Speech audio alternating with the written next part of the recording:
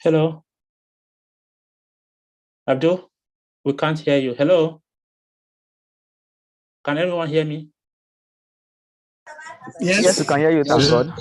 Yes, I can hear you. We cannot hear Abdullah. That's the problem, I think.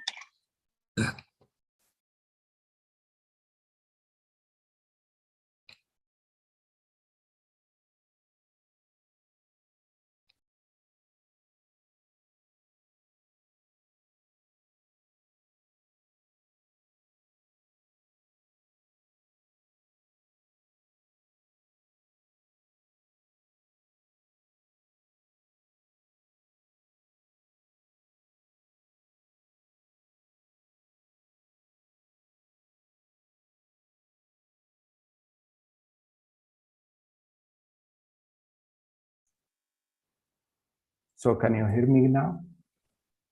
Yes, go ahead. Please. Yes, yeah, I'm sorry. Because I actually did the introduction, but let me do it once again.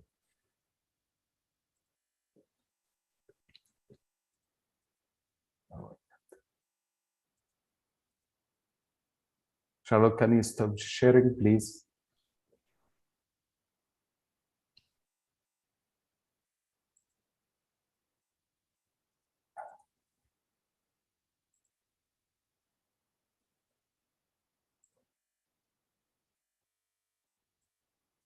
So hello, everyone, and good evening, everyone. Thanks for joining us at the first African Biogenome Project Open Institute for Genomics and Bioinformatics workshop on endemic African species.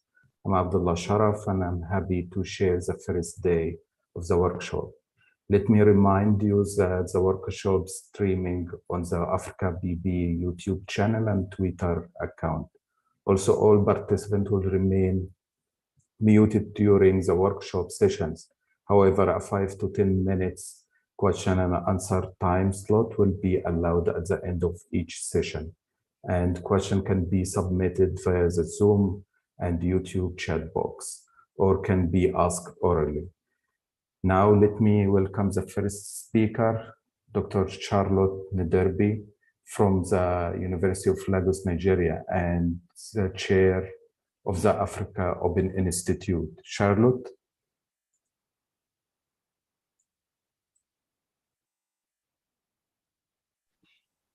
Hello, Charlotte. Unmute her.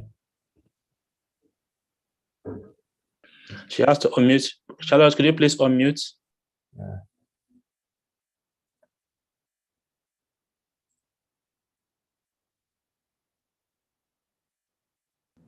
Charlotte, you have to unmute. Okay, Yes. sorry. Okay. I thought it was from your end, so I was just saying, please unmute me, unmute me. Okay. Anyway, the Zoom is yours now. Okay. Please go. I'm sure you can hear me now, right? Yeah, clear answer. Okay, great. Okay, I just wanted to make sure you could hear me. Good day and welcome to everyone here today. Thank you for setting out the time to be here.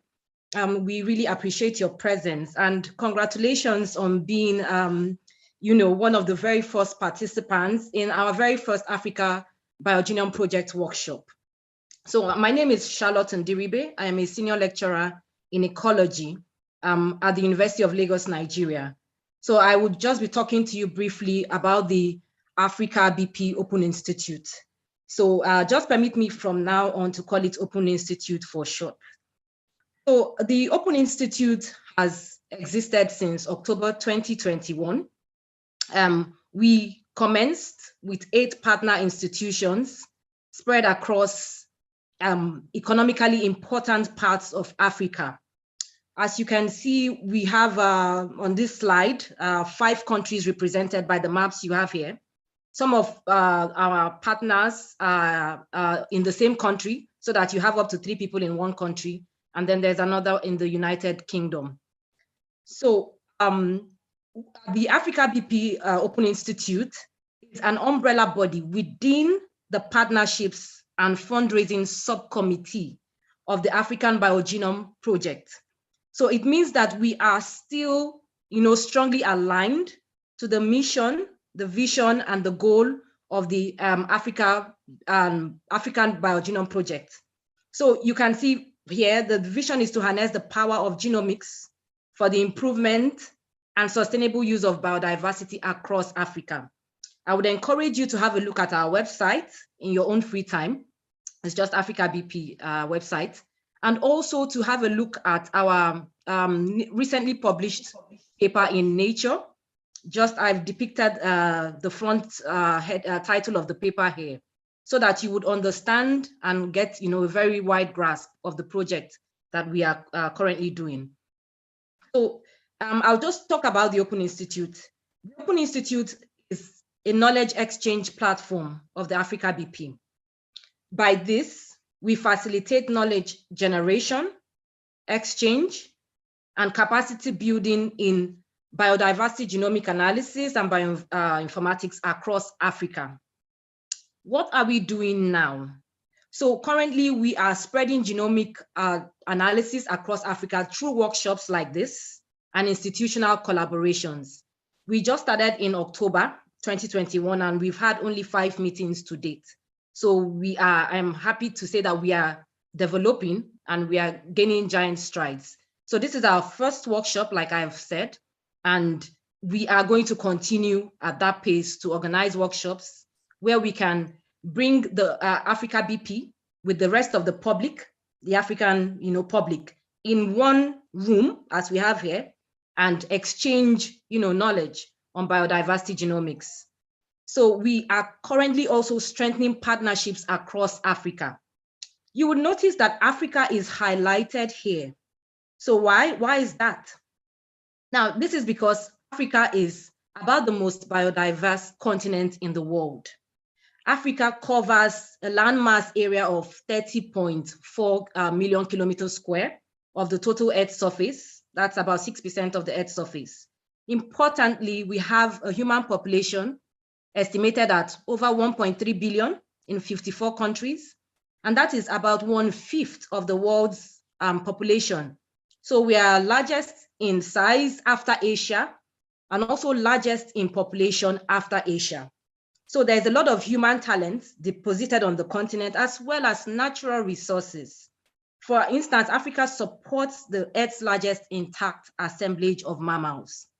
From the red spots you can see on the map here, these are our current partner institutions, spread across Africa. And if you count, there are just 8 of them now. And we're talking about 54 countries. So we want to really grow from 8. So that when you see this map next, the whole of Africa is covered. So we are targeting higher institutions of learning. And from current statistics, there are over 1,000 higher institutions of learning across Africa, with Nigeria taking the lead. There's in the top 5 brackets, Tunisia, Morocco, Kenya, and South Africa. So we are thinking, how can we get at least 50% of them to key into this initiative so that we can change the narrative across the continent for biodiversity genomics and everything pertaining to bioinformatics in general. So for this, we meet every first Friday of the month, to strategize and brainstorm and map our way forward. So till date, we have had only 5 meetings because our first meeting was held in November 15th, 2021. So there was the Christmas and the New Year break, and we recommenced in February. So we have an ongoing project currently. We would have many more with a lot of sequencing firms, but currently, just as at commencement of the institute, the MGI Tech decided to partner with AfricaBP to place sequencing machines in the Open Institute's partner institutions. And we are happy to say that some of our partners have started to benefit from this project. Some are, in negotiations and, concluding talks that will allow them to benefit from this project. And in the next steps, in the future of the institute itself, we are currently developing a framework document as a set of guidelines to direct us and help us forge ahead so that the Institute continues with longevity, benefiting the different generations.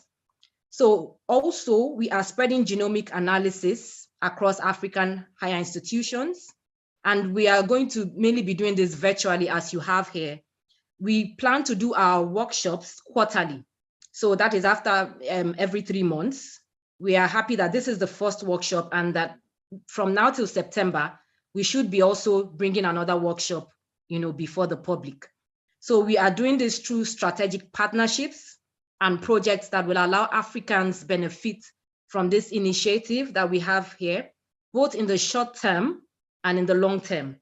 So our short-term projects mainly revolve around this sort of workshops, but the long term we want to provide longer term training to maybe postdocs, PhD students, and just postgraduate students in general. We are still brainstorming on how to move forward with that. I would just like to acknowledge our workshop partners as I round up, so that I would let the other speakers and the facilitators to come on board. I want to thank Inqaba Biotec, our vertebrate genome project group, H3A Bionet in South Africa, and also all the speakers who you will be listening to later on today and tomorrow as well.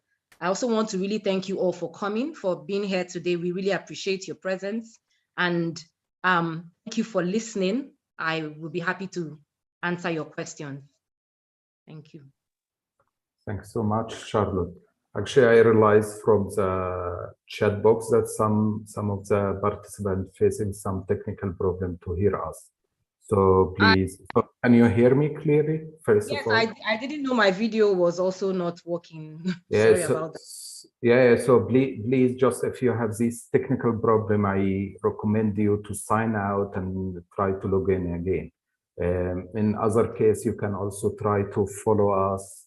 As I said, the workshop is streaming online on YouTube channel and our Twitter account.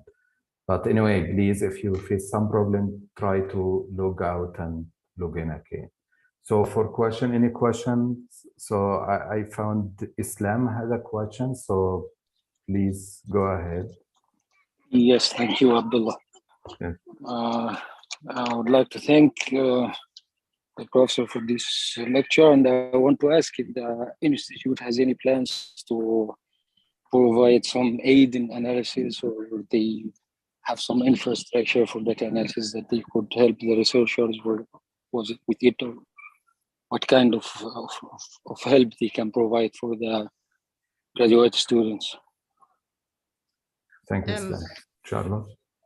It broke off at one point. He said if the institute can provide help for analysis, or I didn't get that. Yes, something. So we have a short-term project, which is this workshop. The long-term project, like I briefly mentioned, is supposed to train postgraduate students. Predominantly our focus, we're starting with focus on postgraduates. So I don't know if you mean in that capacity of helping students to, like further their studies in biodiversity genomics. If that is what you mean, we are currently seeking funds for that. And we want to, have some funds before we can open a call, to Africans to apply. So I hope that is because there was.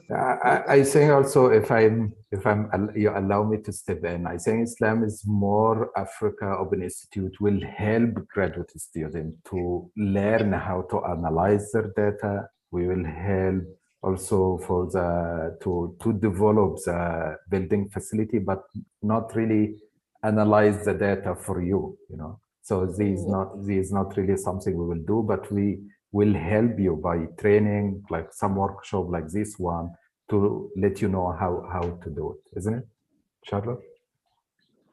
Exactly. It's not to help to do the analysis, but we hope that our partner institutions will increase. And when they have these sequencers and, the rest of the things, they will be benefiting from those we partner with.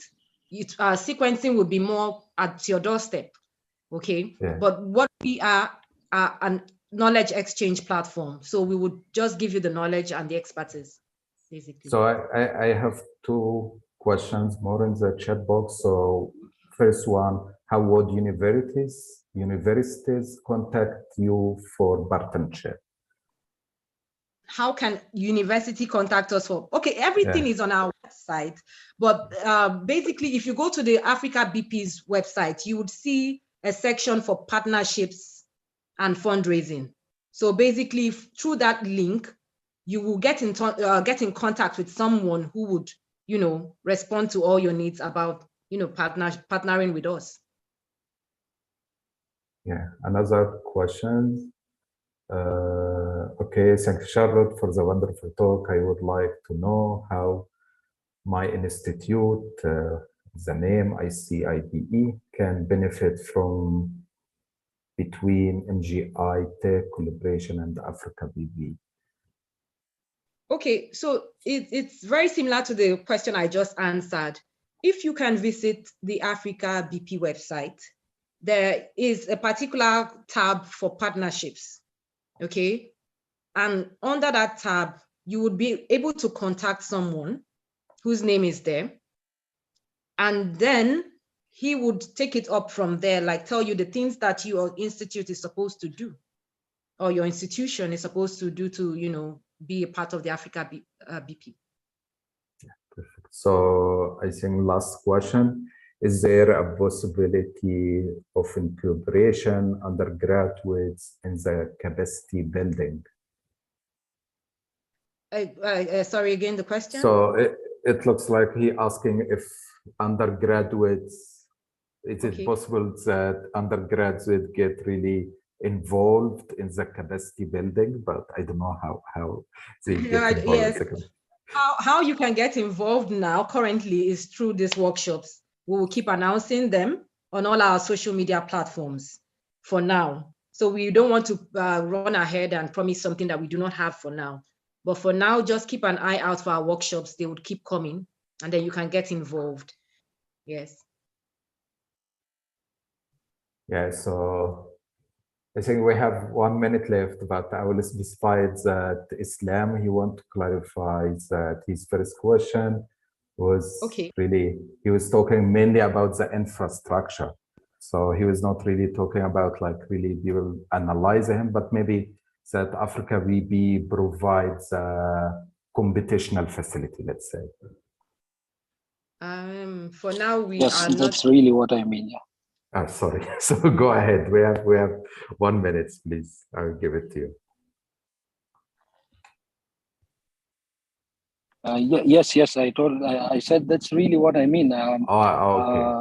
I just want to ask if some African PhD student or master student want to perform his analysis, but he don't have the access to some facility or computational facility to do so. Is there any plan to provide such things? That's what I mean. So, okay. That's why we are collaborating with institutions across Africa, so that it is not the AfricaBP that will do that directly, but the institutions, the higher institutions of learning. So as we continue to spread, I'm not sure the country where you are in, but we have people from North Africa, West, East, and South Africa. So basically, there will be an institution near you where you can do, your bioinformatics work. If I understand, if your question about infrastructure is yes, clear. Thanks, Charlotte. Yeah. We have to move. Also, I have to add, as Sangad already mentioned, chat box. Please follow the tomorrow sessions about the AfricaBP, RedCap, and Galaxy to see our effort to provide this computational facility in future for sure. Thank you so much, Charlotte, for the presentation. Please, I'll just stop sharing. And now moving to our second speaker for today, Verena from H3 Bionet, University of Cape Town, South Africa. And Verena, she's the chair of the AfricaBP Sample Collection and Processing Subcommittee. Verena, please, Zoom is yours. Sure, thank you so much. I did notice that there was a participant who had their hand up for quite a while. I don't know if you just maybe wanted them just a couple of minutes to ask the question. And then I'm happy to just speak slightly shorter amount of time as well, just to give them an opportunity to ask. Are you happy with that, Abdullah? Yeah. It's your session. Please do it as you wish. Sure. Because I just see that Tony has had his hand up a couple of times. So Tony, do you want to just perhaps ask your question to Charlotte? Yes, thank you, Verena. I actually was raising my hands up because I wanted to find out, from my little discovery, I discovered that part of the problems of most institutions in Africa is actually that they lack the sequencing facilities. And I see those that have it, private owned, are actually raking a hell lot of money from the students. So is there any political will attached to advances so that this will be made available to some of these institutes? And also in terms of training of some of those universities and institutions, research institutes as well. I think that will go a long way because the cost of sequencing is pretty high, And I can see Inqaba is here. We can also get involved, Tamo Fisher, to some of these guys that are involved in, technology improvement, get them involved so that we can expedite the reach to every African country. Yeah, that's my just contribution. Okay, thank you for that. But you will agree with me that we have an ongoing project with MGI Tech, and that is, our vision to, spread out the sequencing machines and, and enablement across the continent. So we are doing that currently. Okay, but then let there be a political attachment to it so that government, will also get involved. Because politically, they are killing research in most African countries. I know it's good for a private driven program, but without that political will, so there are a little bit of politics involved in it. Okay. Let it be included. So thank you, Tony. Maybe I can just answer your question in 10 seconds. This is something we discussed in the position paper. So my name is Thank God. And if you scroll up, so I'm going to post the position paper again. The idea is to move things to the national institutes. So I will not call it political. I will call it leveraging on existing science agencies. For instance, at the national level, there are National Institute of Biotechnology, National Institute for Agriculture, and all of those kind of things. So in this position paper that we published in Nature, the idea is to encourage the migration of this capacity at that national level, because the national institutes are people who have the mandate to make science agenda. So that is one of the key areas. So yes, there are efforts within the project do that, but we don't try to call it political. We try to, the way we phrased it, if you look at the position paper, maybe in your free time, please do read it. So we talked about that because that is very key to everything, just as you say. Yeah, sorry guys, I have to step in. Please, let's proceed with the presentations. Then I think we have some break. We can use it for open discussion or so. So please, Verena, please start. Sure, thanks. I'd also just like to say perhaps a lot of questions will also be answered by the workshop as it progresses, because we've got different groups that will be talking about different things. So there is an opportunity to maybe ask some of these questions to upcoming presenters as well. But I will also keep it fairly brief, Abdullah, to also save some time in the program. So as Abdullah said, I am Verena. I am the chair of the Sample Collection and Processing Subcommittee. And so my presentation will just basically focus on some of the progress we've made as a subcommittee, and then also tell you about some of our terms of reference, our processes, and how we've managed to start sequencing and also sourcing some of these species in Africa that we are interested in. So just to give you a bit of an overview of what I'll touch on with this talk, I will touch on most of these things at a very higher level, but I am happy to engage with anybody as the workshop progresses, of course, and answer any other questions you might have.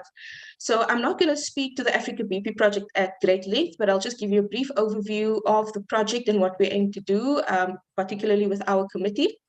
I'll give you a brief overview of our sampling process, our sampling requirements, our legal and ethical requirements at a very higher level, as I've said, and then also chat to, or rather speak to some of our initial activities, which involve obviously some of these VGP species, which you'll hear quite a bit of today. So without going into any great detail, some of the goals of the African Biogenome Project have just been presented on the slides. So of course, you are all fairly aware that we play a really large role in the coordination of the sequencing projects across Africa, obviously focusing on non-human species.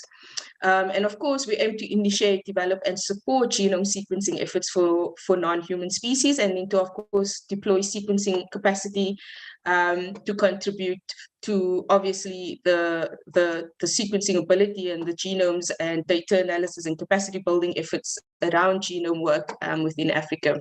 So these are just some of the key goals, but there are many other goals, of course, that AfricaBP has set out to do. And we aim to do this, of course, through various phases. We are currently in the pilot sort of phase of the pilot project. And so as part of this phase, we want to sequence up to 2,500 endemic species. And of course, we'd like to distribute these sequencing efforts across regions and across taxa, so we can hopefully sequence the highest diversity possible. I think somebody's unmuted. Please unmute yourself, please.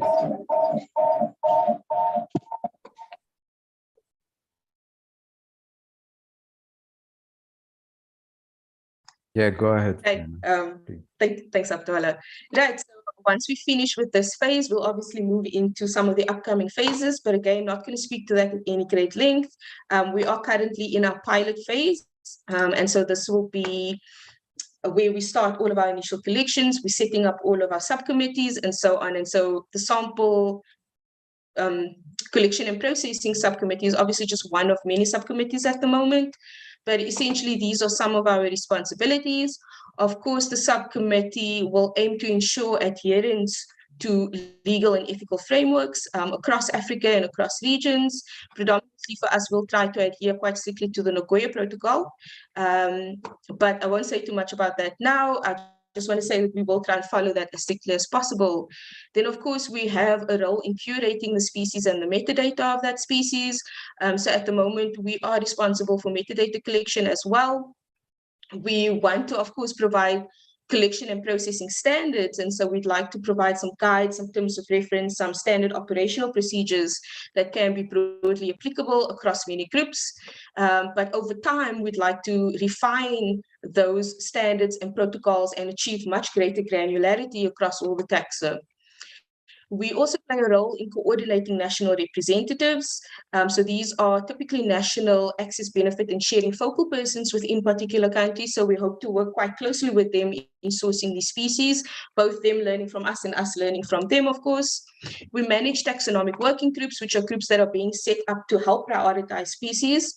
And then, of course, one of our main goals is sourcing those actual species and then liaising with the sample ambassadors and custodians across Africa and making sure that we support them in the process. So we have quite a huge remit as a committee and lots of work going on in the background already. So I also just want to take this opportunity to thank all of our committee members for working so hard to get things off the ground from our end. But this is a snapshot of the sequencing process, or the sampling process rather. Again, not going to talk to all of these points at any great detail, but I just wanted to show that we do have a bit of a pipeline in place. This is sort of the pipeline that we want to just sort of implement as we go forward quite strictly. And so, of course, we want to start by having AfricaBP approve your sample submission. Over time, we will be getting more and more samples, so it's important that AfricaBP approves your sample. We'll then obviously have to liaise with ambassadors to source this tissue. Along with that comes a lot of work, and I'm going to talk to that in a little bit more detail as part of the talk. But there's lots of processes that go along before you even start shipping your samples. There's permitting processes, there's storage processes and protocols that we need to follow. Of course, the gold standard for genome work is flash freezing, but that's not always going to be a possibility, particularly in resource limited settings. A lot of us in Africa don't have access to those types of facilities or resources. And so big goal of our committee is trying to provide SOPs, procedures, protocols that can also help aid in having some alternate solutions, especially for sample storage and shipping. And we've got a lot of our own internal legal and ethical requirements. These do align quite closely with the Nagoya Protocol, and we'll continue to try and refine and align that better and better as we progress. So we are still learning a lot with these initial samples, and we've already learned a lot. And again, I'll chat to that briefly. But once the samples get to us, of course, the samples will go to a sequencing lab, a DNA will get extracted, the samples will be analyzed. Not going to talk to that much as part of my talk, because that's coming up in just a little bit as well. But in the end, we obviously want a nicely curated, well-annotated, high coverage genome that gets submitted to some type of repository in the end. Now, the committee has worked on a series of terms of reference, documents and protocols. And we've got this one main sort of overarching terms of reference document that will be made available via the AfricaBP website as well. In this document, we've got guidelines for ethical collecting, for shipment, for storage, for collection even already, and we hope to refine this as we progress. Of course, at the moment, because AfricaBP has such a large remit of sequencing just about every endemic taxa or species, it becomes quite difficult to have the granularity sort of that you need within this terms of reference. But what we'll try to do as we progress is constantly improve and revise this document as we learn, as we progress, as we get input from our partners, from scientists, from ambassadors, to really begin to define protocols for as many groups as possible, going down and becoming more specific as we go along, and as we obviously have more hands on deck to help develop these protocols. But one thing that the guide does also, rather not the guide, but the terms of reference does include at the moment, are some of our considerations for selecting our representative species. Now, of course, it's not going to be possible to sequence everything. We'll likely sequence things in phases. So for each phase, we'll have a bit of a nomination process. And at the moment, these are some of our key sort of factors that we consider when nominating species. So these are things like community and economic value, the taxonomic status of that particular species, the genome size is very important. Of course, the larger the genome size, the more expensive it is to sequence. So that is something we need to take into account at the moment. The physical size of the specimen also becomes very important. Now, when we're shipping tissue, this might not be as important. But the physical size of the specimen, particularly when we're shipping whole specimens, does actually become quite important. Then obviously the country of collection is also very important. So we want to disperse our collection efforts as far as possible, sequencing species and specimens from as many countries as possible. And so our country of collection is also important to have representation from as many countries as possible, and we'll try and facilitate that and work on that as a committee as well. Now, there are a number of documents that need to be taken into consideration, lots of legal and ethical requirements that need to be taken into consideration while ahead of us sourcing a particular sample. And so some of these things that we need to consider is obviously the sample type. That becomes very important. The species, of course, is very important, but these are some of the sort of ethical documentation that becomes very important when sourcing samples, not just in Africa, but really anywhere. So these are things like the collection permits, the import and export permits, which can be very, very difficult to work with, especially if you're working on this per species or per collection. We have a MAT, a mutually agreed terms, that we would like all of our ambassadors, of course, to to complete. So these this document, the mutually agreed terms, will speak to things like IP, what the rights are of us as AfricaBP, what your rights are as the sample custodian, and we'll agree to things well ahead of sourcing the sample, and we'll all sign this agreement so that we're all in agreement on what will happen with the sample once AfricaBP collects it. It may require things like prior informed consent, CITES clearance, particularly for endangered species. So this becomes very important, and this is a very difficult one to work on. But there are a number of documents that need to be actually in place. So providing a tissue sample is unfortunately obviously not as simple as just going out to a country and collecting it. There's lots of processes that we need to engage in as a committee, with the help, of course, with other committees like the Legal, Ethical and Social Committee under their guidance, of course.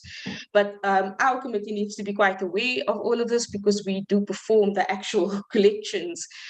And so we need to engage with all of these processes to be sure that we protect the interests both of AfricaBP, but also of the sample custodians, giving credit as well, of course, where it's due.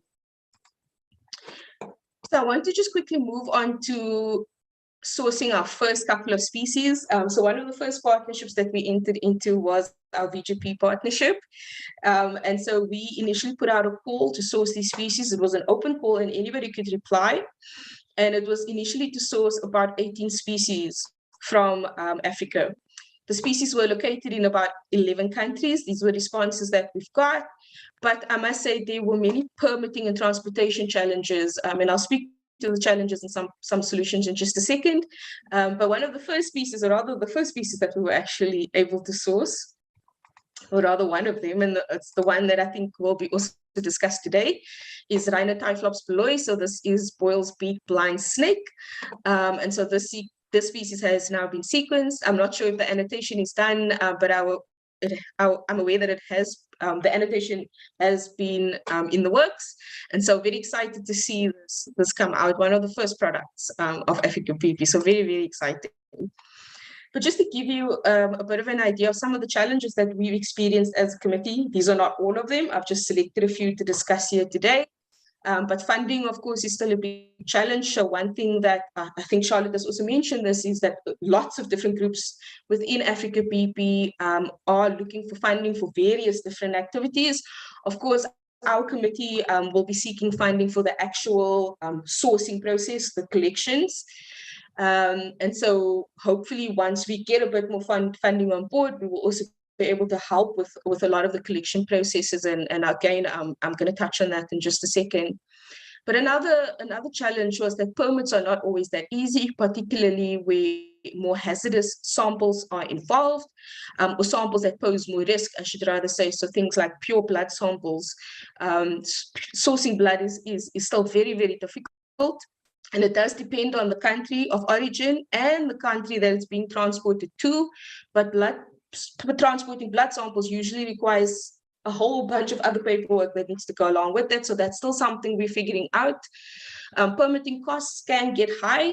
So at the moment, the group that's been dealing with the permitting, which is UNISA, the University of South Africa, they've been paying permitting costs per sample or per species that we need to sample. And that could grow quite quickly and exponentially over time. You would imagine if we're trying to sequence thousands of species. So that's something we need to consider. Storage and preservation, of course, is a big problem. Shipping in Africa sometimes is not so straightforward. Things can get held up at customs, and then the storage media becomes very, very important. Whether the sample thaws, whether the temperature of the samples drop, things like that can be very tricky, as that's not just the issue in Africa, but in just about every continent and everywhere. But we need to work on storage and preservation solutions that work within an African context. I said this earlier, that the gold standard is, of course, flash freezing, but that's not always going to be possible. So we really do need to work on other mechanisms for collection. And we've already got some insights. We've already got some workarounds in some instances. And so that's been great to see the community engaging with how else we can do these collections. It's not so dependent on liquid nitrogen. Shipping, of course, naturally will be a very big hurdle. But again, we're trying to work on ways to mitigate some of the issues that we're having there. It was mentioned quite a lot earlier that sequencing costs still remain quite high in Africa. So that's something that will always be a limiting factor. And then also being mentioned before, technology is not as readily available in Africa. So for example, we had to do certain types of sequencing that was not available here. And so then the samples need to be sent elsewhere. And how do we deal with that? Or how do we build up sequencing capacity in Africa so that that happens less and less as we go forward? And I believe AfricaBP will play a massive role in that, and just enhancing sequencing capacity, improving it, and also decentralizing, hopefully, a lot of that sequencing capacity. So some potential solutions that we've already worked on, I've mentioned that obviously a solution is to obtain funding in order to support sample custodians more readily. Access, benefit, and sharing discussions and bilateral agreements need to be discussed quite early and hopefully negotiated and entered into quite early ahead of sample collections so that it doesn't become a hurdle. There's been a suggestion for countrywide or taxa-wide permits so that allows us to collect as much as we need under one blanket permit. Still working on the mechanisms of that. But there's also a need for clear practical guidelines on access benefit sharing in Africa. And again, I believe AfricaBP could play a very big role there. We've talked within our committee about providing the national reps with kits to distribute the collection resources, to help them help their local ambassadors and custodians facilitate that collection process a little bit more seamlessly. But training is a big one as well. Training on genetic specimen collection, vouchering, showing people how to do this in a proper way is very important. And then, of course, we need to try to negotiate some blanket shipping rates, perhaps, for these large-scale permits, although that might be a bit more tricky, but that's something we could engage in. And then, obviously, negotiating with sequencing providers, which the management or the steering committee of AfricaBP have been engaging in quite heavily already, but just negotiating with sequence providers and working with suppliers to both increase capacity but reduce costs, particularly in Africa. That's going to, again, be a tough one, but hopefully we see more sequencing providers come on board and support the project, but also, of course, that's got to do with funding too. And then detailed standard operational procedures, protocols, and so on that people can follow quite easily to make good collections so that we limit the amount of time that we have to recollect. That will also be quite vital to us. Now, I know I haven't touched on everything, but in the interest of time, I didn't want to take up too much of your time. And I just wanted to give you a snapshot of some of what we've been doing as a committee, some of what we've achieved as a committee, and some of what we'll be working on as a committee as well. And I'm happy to go into a little bit more depth or detail on some of what I've discussed here. Yeah, so I'll stop there for now, if that's fine with you, Abdullah.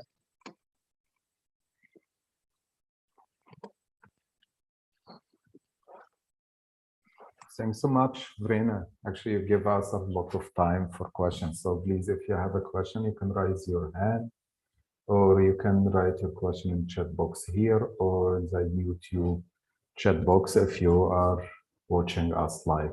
So actually, I have a question in the chat box.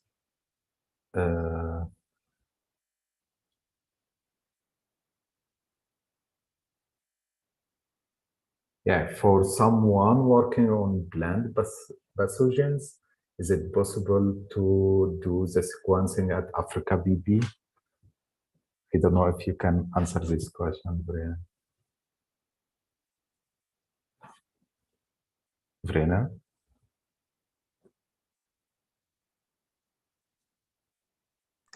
Hello? Thanks. I wasn't allowed to unmute. Yeah. Thank you.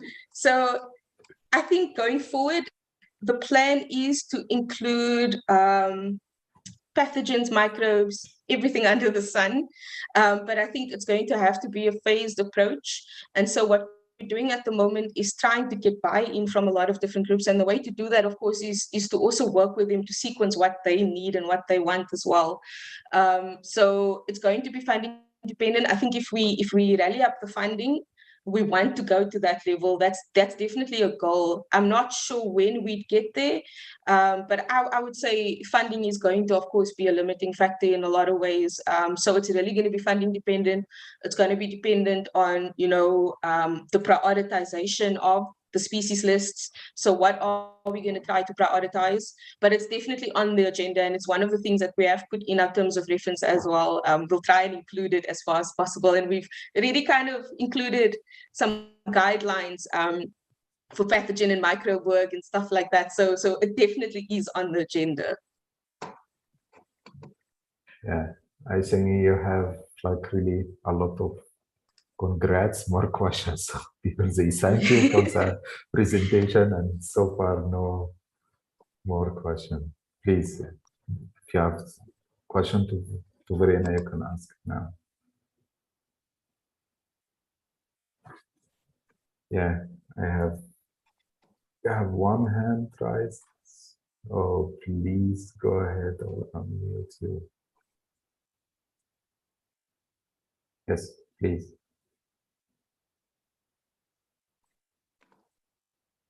Beatrice, Yes, you see yes, your hand raised? Okay. Yeah.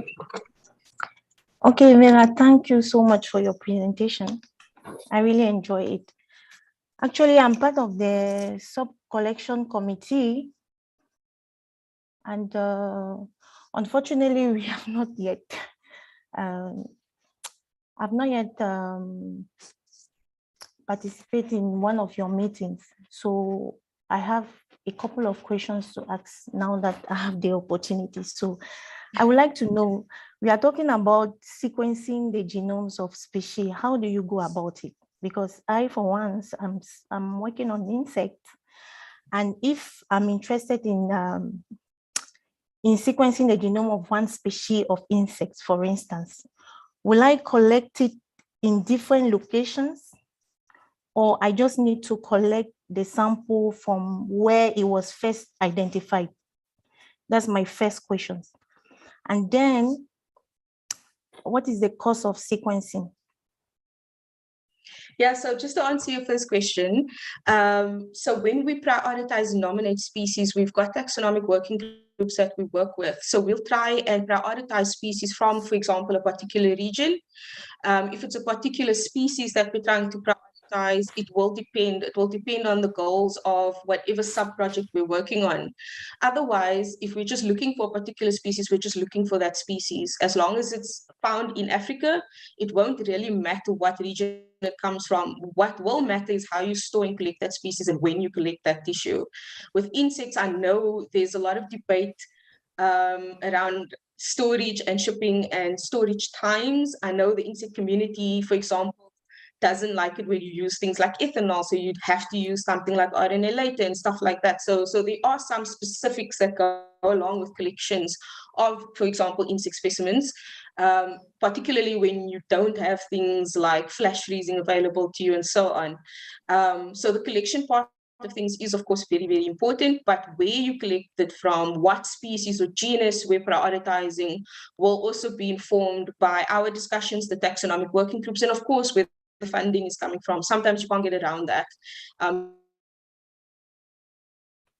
If we don't have funding to do something, then it becomes very difficult to do it. And sequencing costs is probably something that somebody from the sequencing team can probably answer you. It differs. It depends on the size of the genome. It depends on things like whether the genome is haploid or diploid, polyploid. That all influences sequencing costs. Also, the tissue integrity will influence sequencing costs. If you've got to run additional cells, and maybe Acclaim will tell you maybe a little bit more about that, but if you've got to run additional cells, do additional sequencing, all of that inflates the costs. And so it's difficult to give an estimate because it's really going to depend on genome size. There's a lot of different things that will factor into the cost. So I can speak from the perspective of sequencing that I've had completed, and it is very costly. I did sequencing a few years back for a genome of jellyfish, and I did short read combined with long read sequencing, and I think the total cost for me was 60,000 Rand, and that was, I think, in the region of maybe $3,000-4,000. I'm not, my calculations can be very out right now, but it wasn't cheap. It was very costly, and then you need to factor in the costs for assembling that genome in computation, that is actually where a lot of the costs can actually surprise you. And sometimes that can be more expensive than the actual genome, is that computational cost. So yeah, very difficult question, I think, to answer, but I see Acclaim has also come online. So perhaps that's something you could probably answer a lot better than I can. Okay, so these answer your question, Patrice? Yeah, she did. Yeah. Okay, Thank so you. for now we have 10 minutes break before to have the final and the last session. So please feel free to have coffee or so and return back at exactly 4 o'clock. So Abdul, is it 4 o'clock your time or?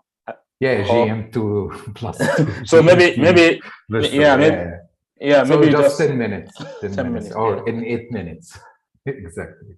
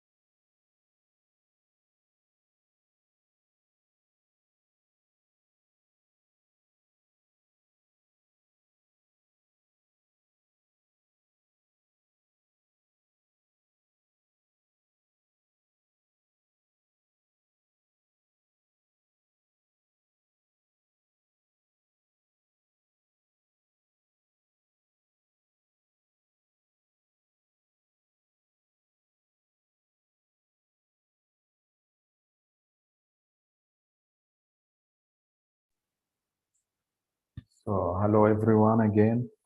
I hope you enjoy your short break.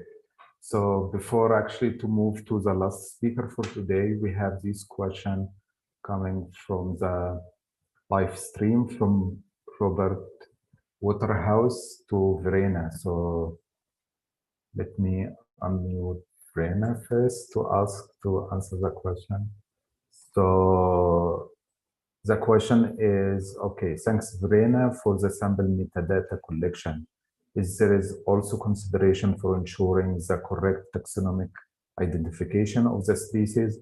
This will get harder with more smaller species. Yes, so I mentioned very briefly in my talk about our taxonomic working groups. This was actually the thought process behind starting to set up those groups. Over time, we hope that those groups will grow and we'll have greater and greater representation, but we've actually got quite a number of groups forming. We've got marine groups, terrestrial groups, some birds, groups working on birds, insects, a couple of other groups that we're trying to also get off the ground. And their main goal is actually to both help us prioritize species, but also to ensure the correct taxonomic identification of species. Ideally, we would also like to do at least a barcode for every genome that is sequenced. Going forward, we'd like to do that to again ensure that the species that we are being sequenced is actually the species we think is being sequenced. And so we are actually working on a lot of different mechanisms actually to ensure accurate taxonomic identification. Over time, we'd also like the ambassadors to perform some type of vouchering. So when I say vouchering for our purposes, at least photographing the specimen. And then of course, we've got our metadata collection. Over time, we'd like to have that checkbox on our metadata collection sheet to say this is the sample ambassador who confirmed the identification. And so we're trying to work on those types of mechanisms. But of course, you would imagine with us all kind of trying to volunteer our time for this, it does become difficult. So any suggestions as well that anybody might have for us improving these processes, we're more than welcome to hear them. Yeah. Thanks, Robert, for the question. Thank you, Verena. So for Verena, we have one question more. I hope Acclaim is fine with it. So hi, Verena. I'm thinking in DR Congo, we may have a lot of endemic species.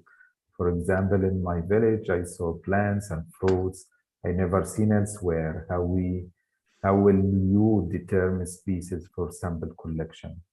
So I think it is a question about the way or the strategy for species nominations. Mm-hmm. Yeah. So again, I know I did touch on this at the very high level, so I didn't go into a lot of detail, but we do have a formal species nomination process in place. We've got guidelines for nominating species, and one of the things that we do is obviously taxonomic importance is one of our criteria, but we have many other criteria that we work with as well. And I just want to say Congo is a region that we would love to reach, we would love to sample from. So if people on this call are eager to get involved and help facilitate that process, you are more than welcome to get in touch as well and help us reach the regions that we're not able to reach so easily, I guess, as a committee. But yes, I know Congo has a lot of endemism, a lot of unexplored endemism, a lot of unexplored diversity. And so if we can get some of those species on those nomination sheets, then that would be fantastic. So I think the first step, if you would like to nominate species, particularly from Congo, is to get involved when we do our nomination calls. So maybe we can do another sharing of our species nomination sheet. So we did have a blanket call for nominations. So these are species that you as the community think we should prioritize. We didn't have as high of a response rate as we would have liked. So if you'd like to add some species to that sheet, that's fantastic. But over time, we will work with our taxonomic working groups with other committees to also help us define better criteria for prioritizing species. But we have some criteria in our terms of reference at the moment, which you'll be able to find from our website hopefully soon. Thank you so much, Verena. And actually, it's a good question because it's like really a lot of people, they contact us now and asking about the nomination, and I think really you explain now. So I hope now people, they really encourage to nominate and really enrich our list. So for now, I will move to our last speaker for today, Acclaim Moila from Inqaba Biotechnology South Africa, and he will talk with us about DNA extraction and PacBio library preparation. So Acclaim, are you ready? If you are ready, please go ahead. You can share your screen. Great, thanks Abdul. Let me just share my screen now.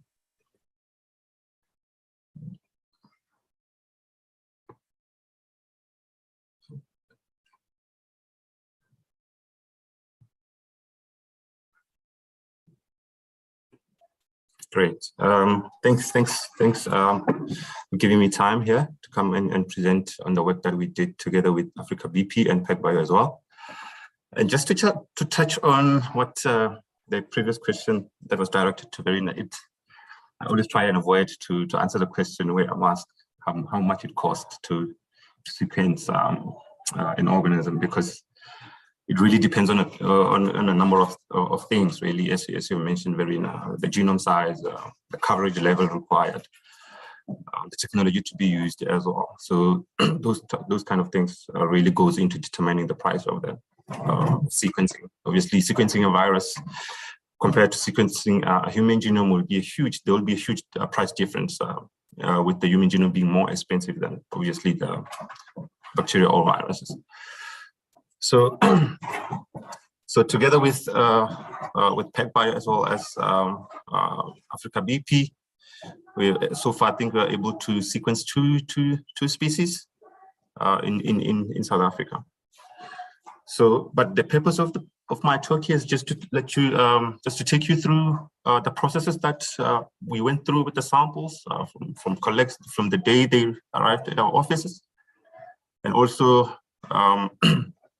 or the DNA quality measurements that we put in place, the library prep itself, and also touching on the actual libraries that we did for those samples, the core reagents and consumables and storage conditions that samples and libraries should be in, and the actual hi-fi sequencing and the data generated for those species that we did.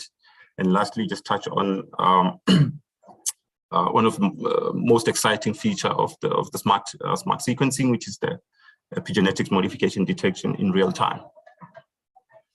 And I hope that at the end of this talk, you will take something, if not all, with you, describing the structure of the smart bell library prep, how it looks like, and understanding the importance of the DNA input, the quality and the quantity that's required, describing the key enzymatic steps as well, as you prepare the library, knowing exactly what goes on into the tube. It's one of the important things to try and help you with troubleshooting afterward if anything goes wrong.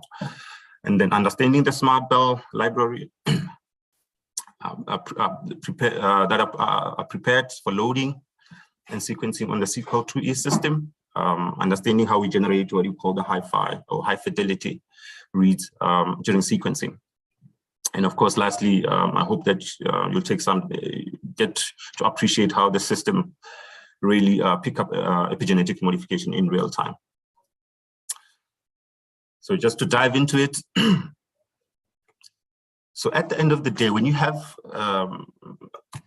sample, genomic high molecular weight, which is what we start with for long read sequencing, you need a high molecular weight. This is basically what you hope to get at the end of the library prep.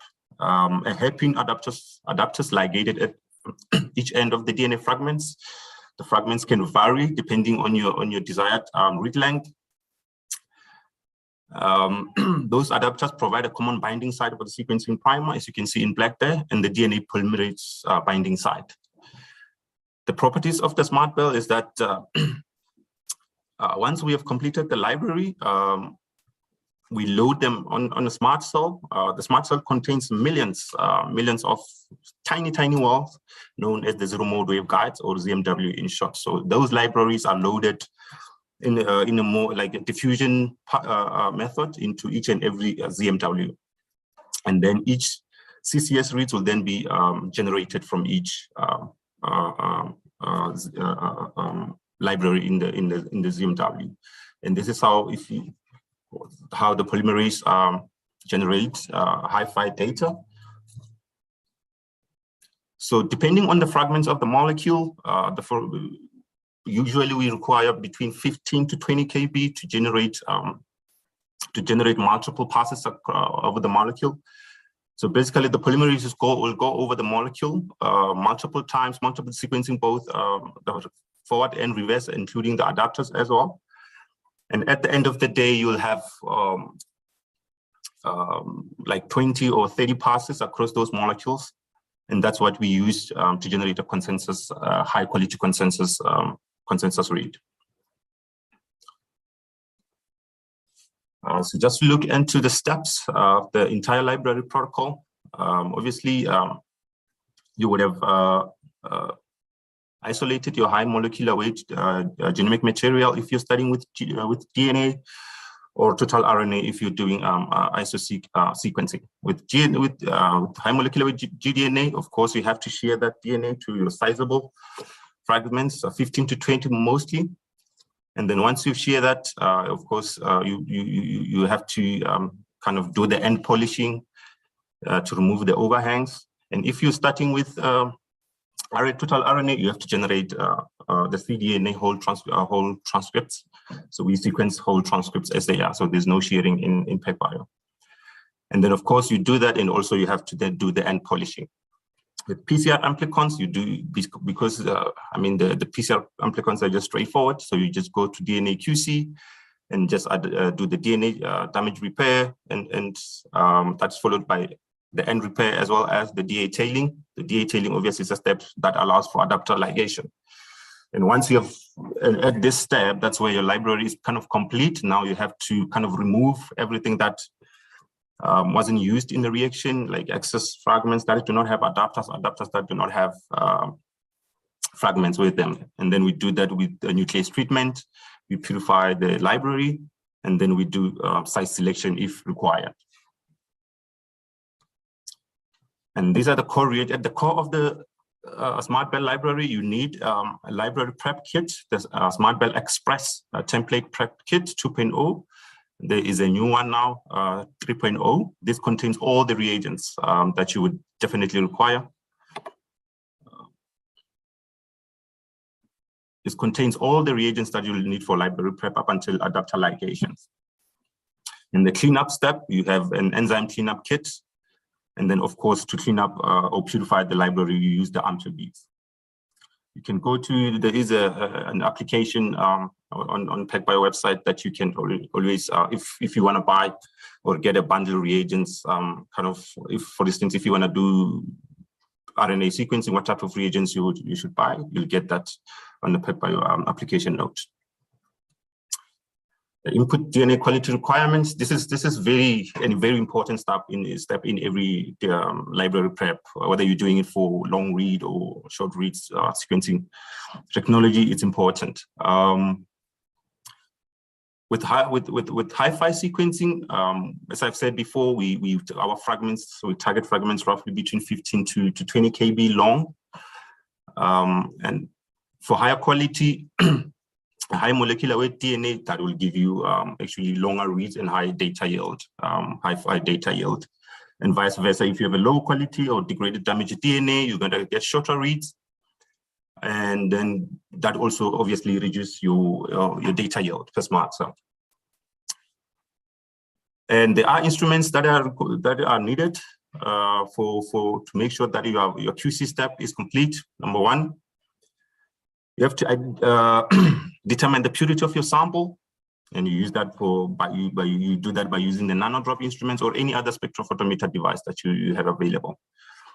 And then mostly for your quantification, you use the VisiQubit, or you can use any other fluorometer.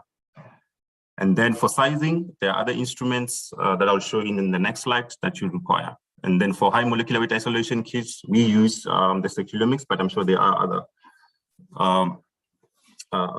products out there that are suitable for high molecular weight. Now, to do your DNA sizing, you extract your DNA, and then you need to you have to see how like the majority of your fragments, and this is basically where we don't recommend, or PacBio sequence doesn't recommend the bit pashing, that kind of system of extraction, because that obviously breaks up the DNA. So you need to isolate a high molecular weight that is very intact. And how do you see that? You can run system that are recommended. You can have a femtopulse, which can show you up to 100, I think up to 165 marker. Then you'll be able to see clearly majority of your genomic material. Or you can use the Pippin pulse, or you can use the chief mapper, or even the Agilent text station. So it's important that most of your fragments are over 60 kb range. And then, like I said, you determine your purity. It's very important. The most acceptable purity. So you look at the absorbent 280 over 260 over 380. You should have something like 1.8 to 2, and 260 over 230 over 2.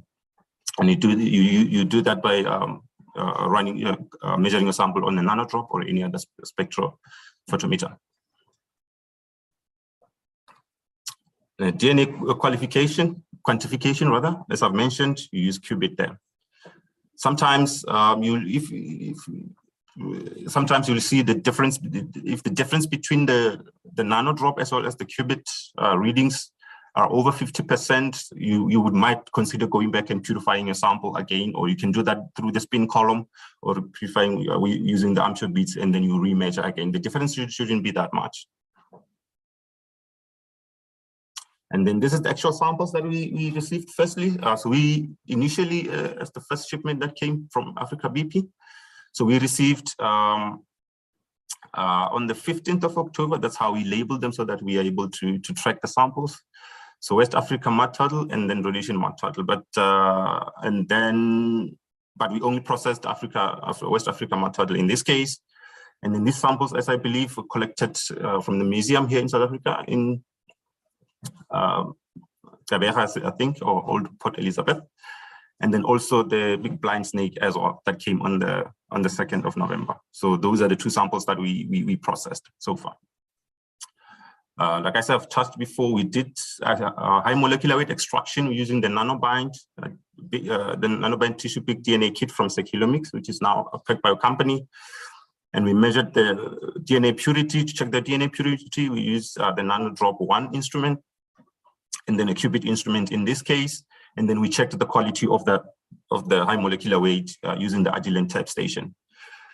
And to start off with the West Africa mud turtle, this was a very challenging sample. As you can, it's been collected over 10 years in storage also. So it was very challenging. Our initial extraction kind of yielded about 2.5 microgram, which is still very low in terms of requirements. So we tried to do a library, and then at the end of the day, we didn't retain much to run the sample. We went back again, redid the extraction with a few tweaks, and then we kind of got about a 4 microgram, and then we did the smart bell library, and then we got something to load.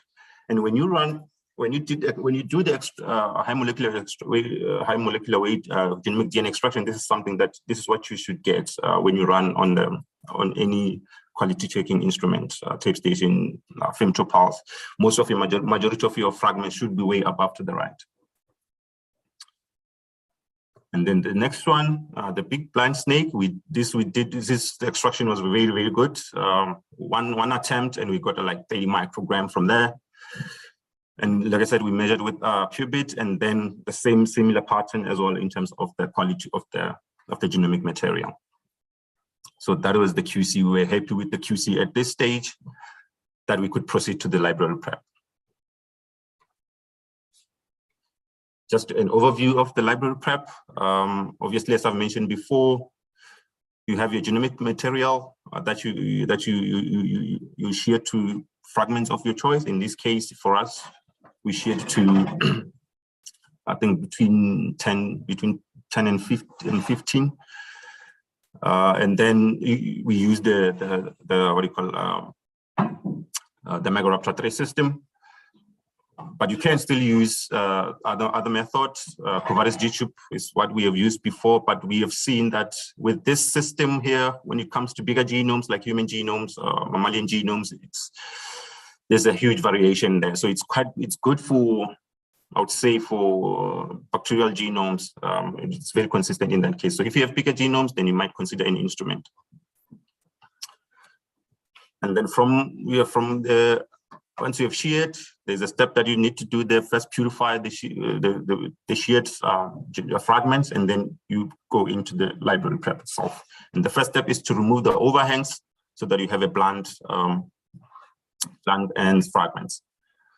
And secondly, you have the DNA damage repair, where in some instances you get some gaps filled, but it's not always throughout the molecule. Some DNA are just, depending on the age, it's just difficult to repair in that case. And then also you do you're followed by the end repair. So basically what this does, the end repair, so you basically add the phosphate at the 5' end, and then you do have at the 3' you add the A tailing. So the A tailing is complementary to the T that will be on the adapter, so that at the end of the day you have a closed structure like this one here. So you have your A overhang there, and then your adapters will have a T overhang, and obviously those two will kind of join together. And then through the series of steps, you ligate the adapters. And then obviously you'll still have some remaining fragments that do not have adapters, so adapters that are not ligated to the fragments. And then that's why we do the cleanup, the enzyme cleanups. It just basically just digest all these fragments that do not have are not a complete structure. And then once you've done that, you do the purification of your library. We use the amateur beads in this case. So these are magnetic beads. So you need to have a magnetic stand with you. So basically, you have your DNA in here. You mix it with the beads, and then the sample ratio, beads ratio needs to be calculated depending on the fragments that you want to retain. And then you mix those two, and then you incubate for about 5, sometimes 15 minutes, and then you put your reaction onto the magnetic stand. So that basically separates all your fragments, the selected fragments, from those that you don't want. And then you just kind of remove the supernatant, do the washes, and then elute your desired fragments. And then, so the next step will be to do the size selection. You can do this with beads. If you're looking at, if you're not interested in like very long fragments, like 15 to 20 kb, if you're looking at around 10 kb, 9 kb, you can use the beads, amateur beads to size select. Obviously, one has to calculate the ratio there as well. Or you can use the instruments. So in our case, we used the blue pippin system to size select the samples that we got. And then, of course, once you've done with the library, you still have to do quality check again. So the quality check is a very integral part of any library prep. And then you use you use the qubit in this case to quantify, and then to quality check, and then you're gonna have to use the same instruments that you would have used before to check your genomic material. And then in this case, like I said, the library prep. So initially, so the first library, when we did the library calculated, the second time we got enough to load, and when we ran it on to check the quality of the library, and then this is what we got. You can see it's nice. A nice peak there, but you still have some trailing small bits. And similarly on this side as well, we got in more than enough for big blind snake, and then of course as well you get a very nice peak in that case. And then so at the end of the library prep, this is what you're hoping to get at the end of it all. And then some guidelines in terms of preparing your samples for sequencing on PacBio. I mean, like the high molecular weight genomic DNA storage. There are different methods that you can use. You can use from your collection side. You can use ethanol. You can use dry down. You can use what you call the There's buffers that kind of keep the integrity of the DNA. And based on the method that we have chosen, you can either ship it for 5 degrees or minus 80 or dry ice for that matter. In the library prep, if you're planning to sequence within 1 week of the library generation, you can keep it at 4 degrees or in an elution buffer that is provided with the sequencing with the library prep kit. Longer than 1 week, you can keep it at minus 20. The library prepared can last you can store that up to 6 months. You can still use it. But you should try and minimize the freeze thaw cycles, obviously.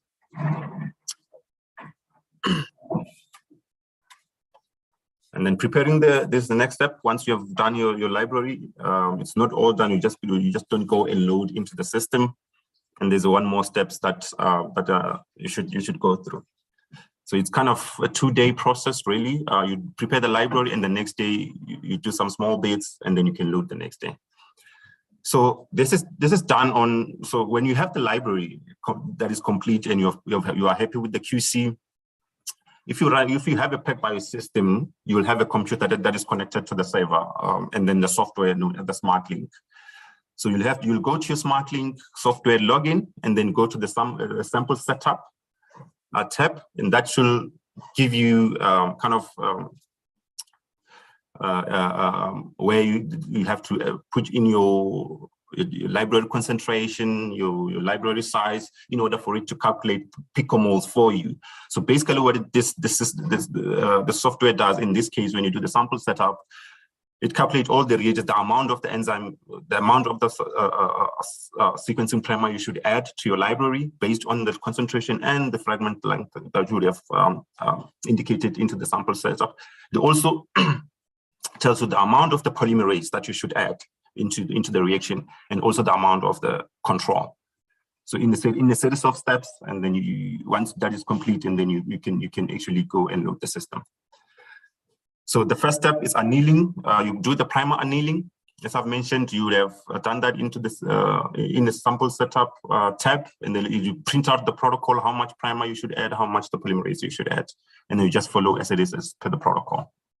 So this step basically is just to take your SmartBed library, just ligate, and then ligate the sequencing primer on both ends. And then the next step, once your sequencing primers have been annealed, you then bind the polymerase. So the polymerase, you prepare the polymerase on your workstation. It's not something that is added when the sequencing actually takes place. So you add through a series of reactions and incubation, you add your polymerase, and after that you do your purification again, just to purify.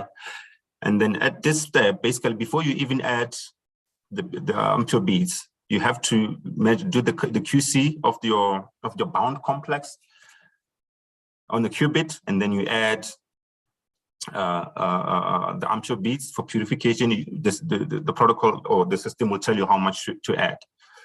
And then you purify as per normal, and then you elute, and then you again at this step you measure the recovered. So the difference between the two will tell you what percentage of recovered library you have.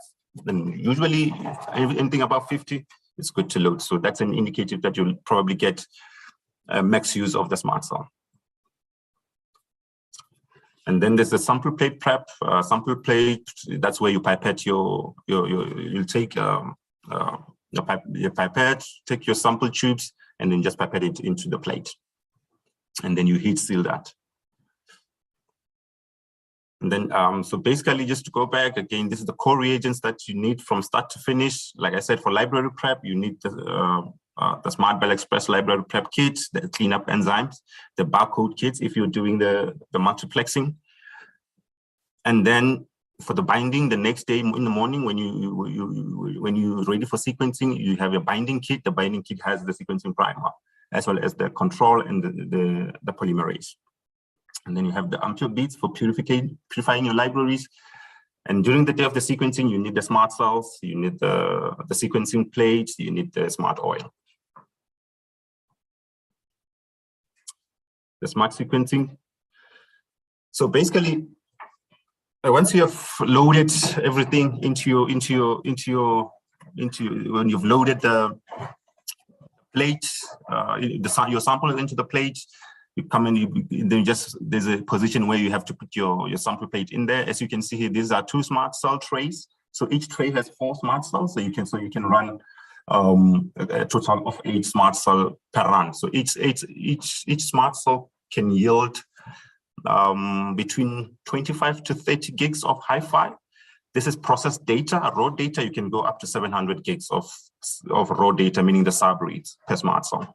So obviously with the hi-fi reads, we generate subreads, and then you collapse all those subreads per fragments, and then to generate a consensus, the high quality consensus read.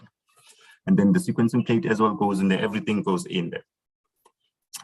Now, as I've said before, we have a smart cell tray, which has 4 smart cells in it, and then each smart cell has 8 million, these tiny wells, known as the zero mode waveguides or ZMWs. These are very tiny that even the light can pass through these walls. And then you also need the sequencing plate, which contains the fluorescently labeled DNTPs and buffers and other stuff. Remember, the polymerase is already on the smart cell. And then, as I've said, so this is how we generate the hi-fi. So each fragment basically will go into this rolling cycle mode, generating multiple passes across the molecules, forward, reverse, forward, reverse, forward, reverse, forward, reverse. And as you would know, the nature of the polymerase, it does make mistakes. But in this case, these mistakes are random. It's not systematic. And when sequencing is done and all these subreads, you take all these subreads, you collapse them and generate a very high quality hi-fi read. So I have a small kind of video here that I just want to show you on how this technology works. Let me show if it'll play.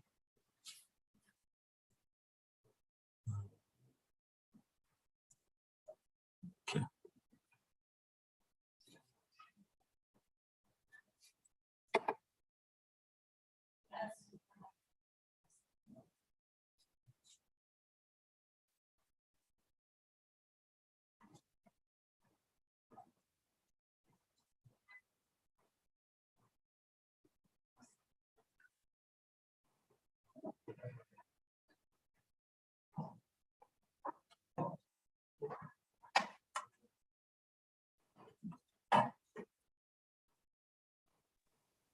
Acclaim, is it the video running? Because we don't hear anything. Yes, it's running. Oh, okay. I don't know how maybe you need to reshare your screen and specify the video. Oh, okay. Oh, yes, sure. Sorry about that. Sorry about that. Okay. Can you see it now? Yeah, now yeah. Okay. Sorry about that.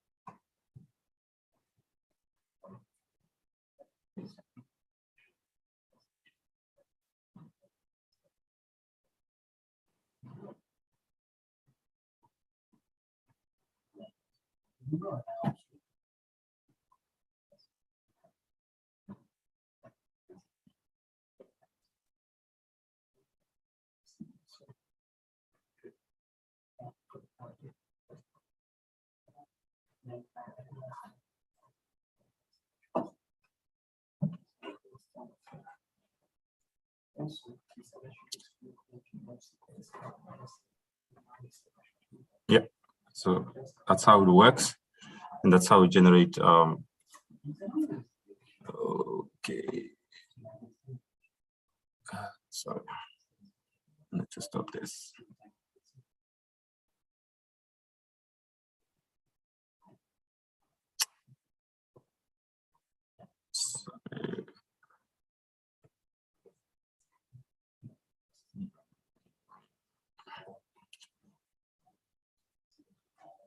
Okay, sorry about that. So yeah, I hope you've seen how the smart technology works. And so coming to the data generated for the two samples, first the West Africa mud turtle. So this was a very difficult samples to work with from the start. Basically, as I mentioned earlier on, we had to do multiple extraction, and then we sequenced this across 3 smart cells. And then I think it was roughly a 2 gigabase genome or so. And then you see at the first run, we had like 3 gigabase of data. The second one for 3.4, 2.4. And then when we did the troubleshooting on the samples together with the PacBio team, and it was concluded that probably the age of the sample could be the problem in this case. And therefore, no matter how many times we could sequence this, we're never going to get anything better than what we have already. So this is where we had to then decided along with the AfricaBP team and VGP that probably we shouldn't do any more sequencing on that particular sample. However, the big blind snake performed really well across three runs. The first run produced about 11.7 gigabytes of hi-fi data, 12.8 and 20.4. And all in total, we were able to produce about 45 gigabytes of hi-fi data, which is what was required. So this one was really performed really well, and I think the assembly has been done by the VGP group, and it really looks impressive. And then lastly, what I want to tell you is there's something what I'd like to call the treasure data from the PacBio sequencing technology. Because we're sequencing a native DNA, we don't do any PCRs, we just sequence the DNA as it is. So literally just taking it from where and putting it into the machine and sequencing, we are able to detect epigenetic modification in real time. How does the system do this? So basically, if you look at these 2 pictures here, you'll see that kind of the time between the incorporation is like there's no those much gaps between. But if you look at this in this case, looks like the A has a modification. Therefore, it takes longer for the polymerase to incorporate the next and the next base. And the system looks at this interpulse duration to call and identify methylation. So at the moment, we can detect 4 MCs, 6 MAs, and recently with the latest SmartLink update, we're able to call 5 MC all in real time from a native DNA and not the synthetic DNA. So no need for a different project design or bisulfite treatment required. That will add more cost, and because as you know, the bisulfite treatment does damage the DNA. So what if you need to get this, so it doesn't automatically come with the system, you need to check that option to say, include kinetics. Yeah, my typo error there. Include kinetics when you do the run design, and then you will get all this other data at no extra cost. It's just an extra data that is generated by the data. So as you do the whole genome sequencing, you're also getting the methylation data. And I think with that, I'm ready for more questions. I think I was allocated for 2 hours. Yeah, we have plenty of time for questions. Yeah, I didn't expect you have it in 2 hours, but anyway, I want really to leave the remain time for kind of open discussion. And actually, I really must thank really Verena so much, because the chat box was quite active and she answered most of the questions. Oh, I think all of the questions. All right, good. Okay, so for now, I have actually plenty of questions to you, but I don't want really to take the advantage to be the chair. So please, if you have any questions for Acclaim for now, and anyway, also afterward, if you have a question to any of the other speaker for today, please don't be shy and step in.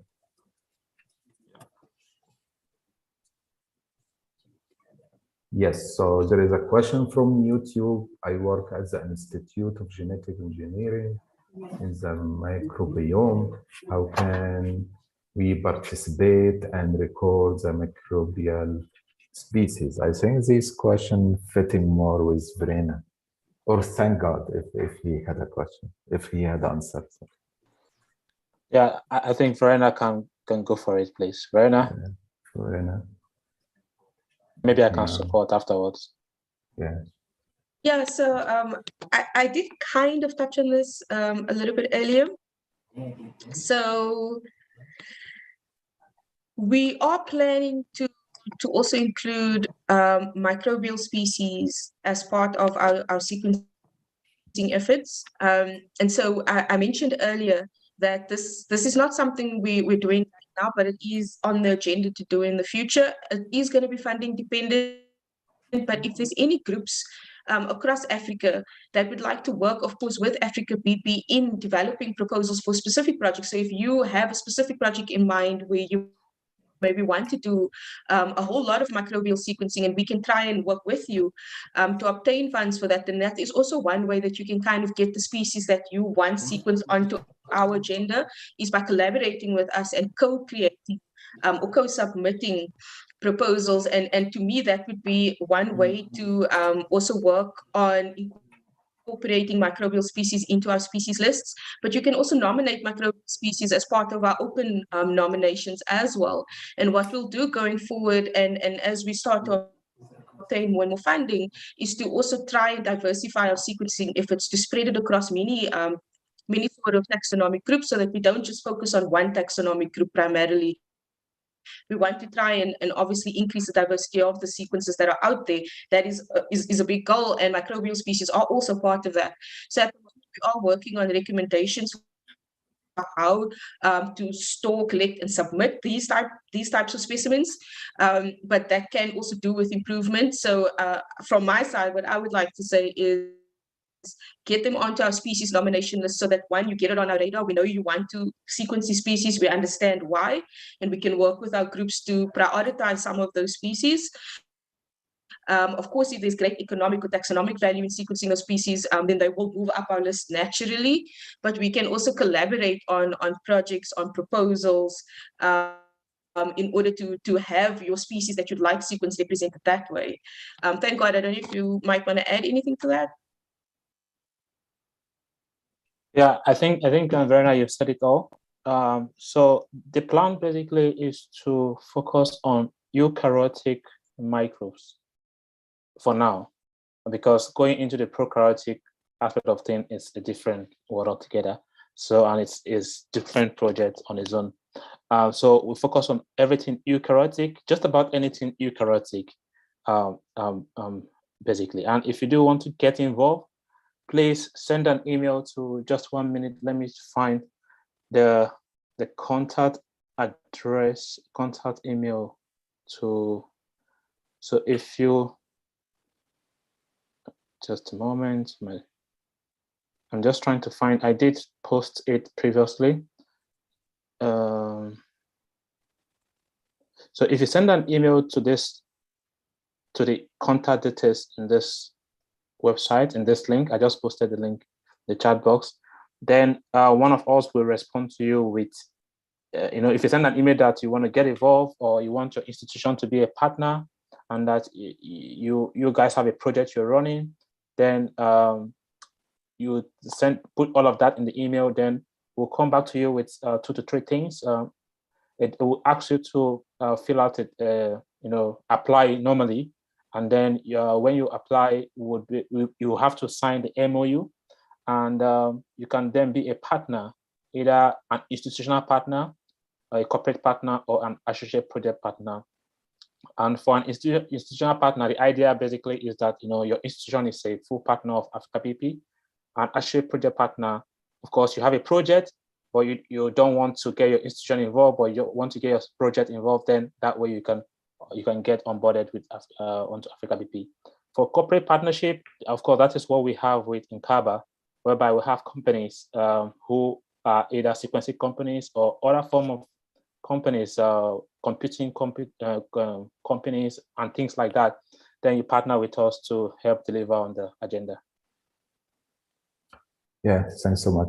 So I know like a lot of people, they start to raise their hand, but I suppose they have a lot of these general questions. So I will do one of my question to Acclaim, you know. So actually one of those questions, do you think is really like this multiplexing option? It can be possible in even in future with PacBio, like as now is possible with Illumina?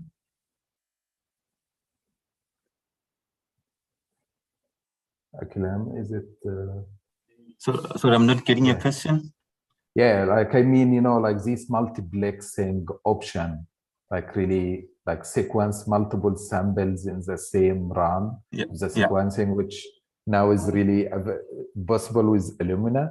Is it possible with PacBio or even in future? Yeah. It's possible. I mean, it depends on what you're sequencing. If you like, for instance, you can run 96 bacterial genome in a single run, in a single smart cell, but then you can have 8 smart cells in a single run. So that means if you have that many bacterial genome, you can have 96 multiplied by 8. So that's the throughput of it. So you can so it depends on what your genome is. If it's human genome, usually the recommended is 2 smart cells per genome. So from there, if you have data from 2 smart cells per genome, you are able to do all types of analysis. So you can pick up single nucleotide SNPs, SVs, indels, and all of that in the data from generated from 2 smart cells. Yeah, perfect. Actually, I have another question, but really is really in coordinate with Sliman's question, because I'm wondering and me as well about the error rate of PacBio sequencing, because you mentioned there is already some error, but like these subreads, like really. Yeah, this is where we always kind of argue a lot. So if you go to PacBio website or any other way PacBio is, you'll see the word hi-fi. There's hi-fi. So the hi-fi is the type of data that we generate. Yes, as you saw in that slide, obviously polymerase has mistakes in naturally, right? And because this is a native strain, we're sequencing a native strain, polymerase will, in that strain, make a couple of mistakes through that strain. But because that molecule is sequenced multiple times and those errors are random, when you collapse all those subgroups and generally you literally flush out all those errors, and then that's why you end up with that very nice single consensus read, which is called now hi-fi, which is almost perfect, which is near perfect. But it's not like really there is not any possibility, or the system doesn't show you any like accuracy percentage or something for per nucleotide also. It does. So you can dive into the matrix of the run, and then so once the run is complete, then you can dive into the run QC run matrix to see all those individual quality controls. Perfect. So sorry to keep the guys really raising the hand. So please, Julian, he raised his hand. Please go ahead, Julian. Please unmute yourself and go ahead.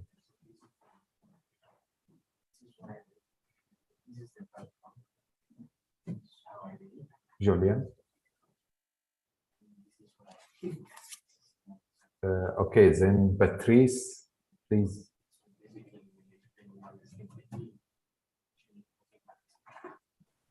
Can you hear me well?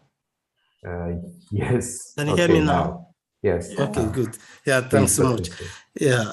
I just want to add briefly to the explanation which Verena offered in response to the question that talked about the part of plants that are used for the sequencing.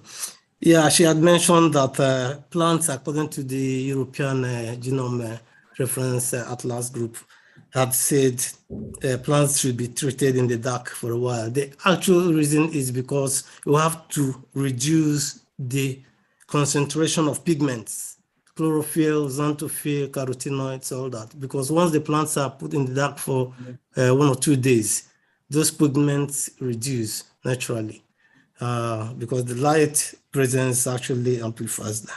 Then again, the material must be very healthy, because once it's not healthy, there's a chance that there will be contamination of DNA from some other organisms that are contaminating it. And I would also want to say that for materials that actually have special place of identification, it is advised that one should collect close to that particular point where the major plant, we call it type specimen, was located, because for plants, there's usually this tendency to mutate. There are cytotypes, there are polyploids, aneuploids, and recombinants of different types. And you may not know this physically or phenotypically. So if it's possible to collect as close to the place where the original specimen is sited, it's usually encouraged. That's what I want to add to Verena's explanation. Thank you. Okay, thank you, Julian. Verena, do you have any comment? No, I was just actually saying thank you to Julian in the chat box for the additional explanation. Okay, so go now, Beatrice, please go ahead. Yeah, Acclaim, thank you for your presentation. It was really nice to follow you. I just have a question. You know, I'm not a bioinformatician and I'm here to learn.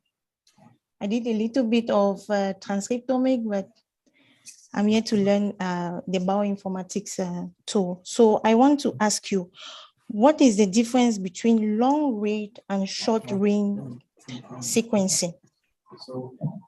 So is there any, can you give advantage and disadvantage of each?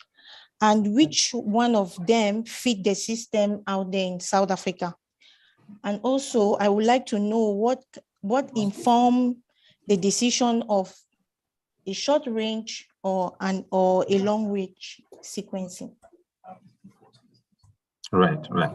Thanks a lot, Beatrice. The first question, the difference between short and long reads, I think, obviously the short reads is like compared to this, it's systems like Illumina, BGIs, those that sequence short inserts. At max, you can sequence about 300 base pair, and that's it. You can't go beyond that. But I see that there's some new developments trying to come up with, especially Illumina with the long reads. But ideally, it means you have those NGS platform that can only sequence a certain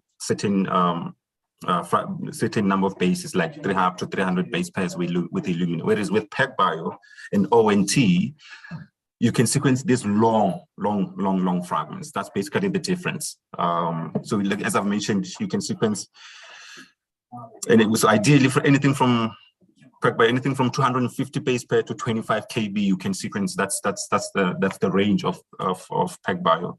Whereas with Illumina or any other short reads technology, you can sequence only up to 300 base pairs. That's it. You can't go beyond that. And of course, in most cases, the two technologies really they're not kind of a substitution for the other. In most cases, they complement one another in terms of data. Obviously, the advantages of the long read is that you are able to access areas that you cannot access with short reads, like areas where there's a low complexity, repetitive regions. Like I said, now you are able to pick up methylation directly from the genome material. Whereas with short reads technology, if you want to do methylation analysis, that's a whole complete different project design. So whereas with long reads, you can pick it up there, you can access areas that you cannot access with short reads. There's just a known effect that with short reads, no matter the level of coverage that you get, you're always gonna miss areas. There are areas that are very, very difficult to sequence. So whereas with long read system technology, you can access those areas. And of course, now with Hi-Fi, in terms of the quality, both systems are really produce, the shorter the fragments, the high quality it is, right? And now with PacBio's Hi-Fi, we have literally reached that level of Illumina quality, but generating these long reads. Acclaim. Acclaim. I wanted to ask if it might be helpful to use a practical example. Let's assume given a page of a book, a full notebook is a long read, and then cutting it into half, because that would help bring perspective to the question, especially if someone is coming from a background where the person don't quite. So is there a chance you could maybe use that as an example? Because the way I say this, assuming you are giving assuming you are giving a 100-page document, right? And then you have the option of tearing it page by page, or tearing each page, you tear it into 10. So I think tearing it into 10 would be the short read. And then, exactly. So you have this whole book, whereas which if you want to sequence it with long reads, you just go and put it in the system and sequence it. And if with short reads, you have to take a season. If you have a book there too, you can just exemplify. That might help. Right. Yeah. Maybe so if you have also a page like this. Go. You have a page like this. This you can, with long reads, you can sequence without cutting it into pieces. Right, you can sequence, so you can just generate a single long read. Whereas with short reads, you have to take a season, just cut it into 300 or 150 bases, and at the end of the day, try and put it back together to form this whole page.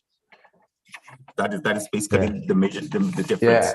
Yeah, maybe I can step in as a bioinformatician. So you know, like battery is always the idea also from the history point of view. So we start with the short reads because simply the technology is what the technology allow us to sequence short reads. But then always the problematic come to really like unpuzzle. Now you have really like a lot of fragments and need really to put it into again consensus sequence. Then with some genomes it work fine, but with a lot of complex genome, especially those one containing a lot of repeats, then like you don't know really which fragment now coming where. And really, they generate a lot of problem, you know, in the genomics field generally. But then we are lucky to have this like long read sequencing era now. It is start with a technology called nanoboard, but unfortunately, I think also with PacBio at the beginning, but then like really, it was really nice to sequence the almost the full molecule at once, but the rate of the error, it was higher than Illumina. But now with the PacBio, it was really great, you know, I would say like really great advantage, because now the rate of the error is very low, or almost, as Acclaim said, almost none, and no error at all. And also you're able to do like really like almost the whole molecule to sequence at once. Then like really you have now, you don't really have any consequence of this repeat, you know, like containing, which any bioinformatician, any assembler really was suffering about it. Exactly. So and if you have a long read, it can only fit at one position.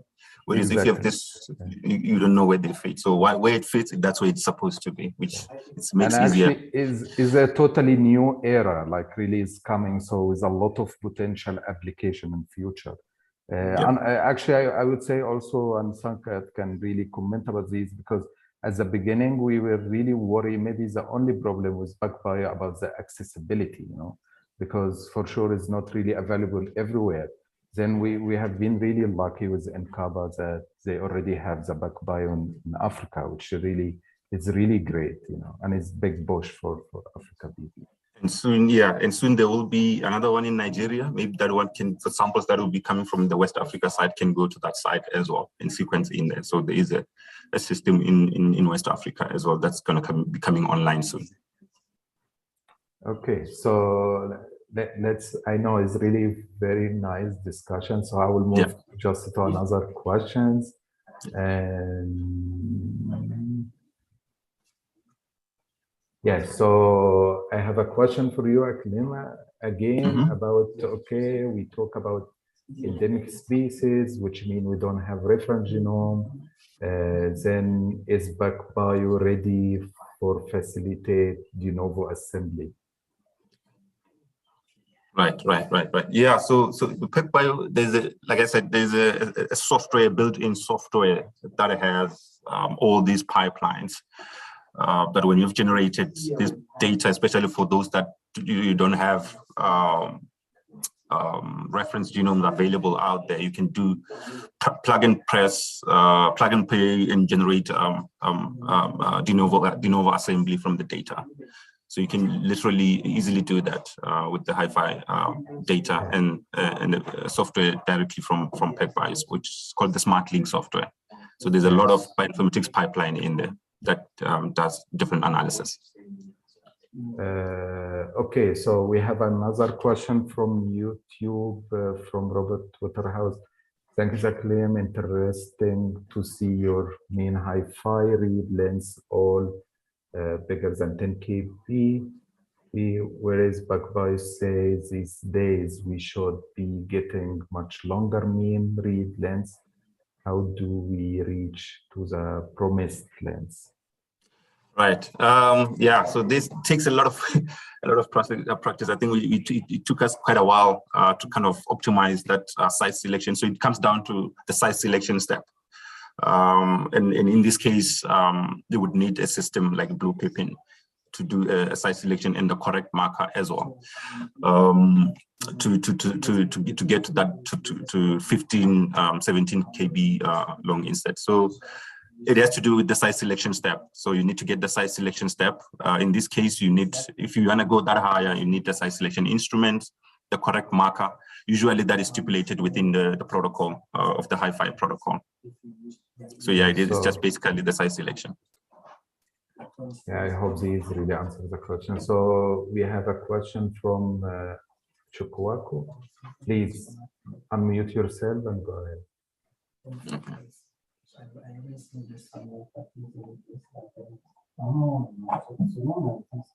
Chukwaka? Yes. Hello. Please. Hi. Please proceed. All right. Thank you. I actually arrived late because I wasn't able to get my phone on at the appropriate time. So I'm trying to find out if the recording will be sent to our mails so that I'll be able to get the content from the beginning. Thank you. Yeah, for sure we will provide the record, you know, and I think already Sangad already mentioned this. Okay, I have another question, and actually also is related to my question about really the epigenetics. So the question say, re-explain the epigenetic modifications that was detected in your sequencing event.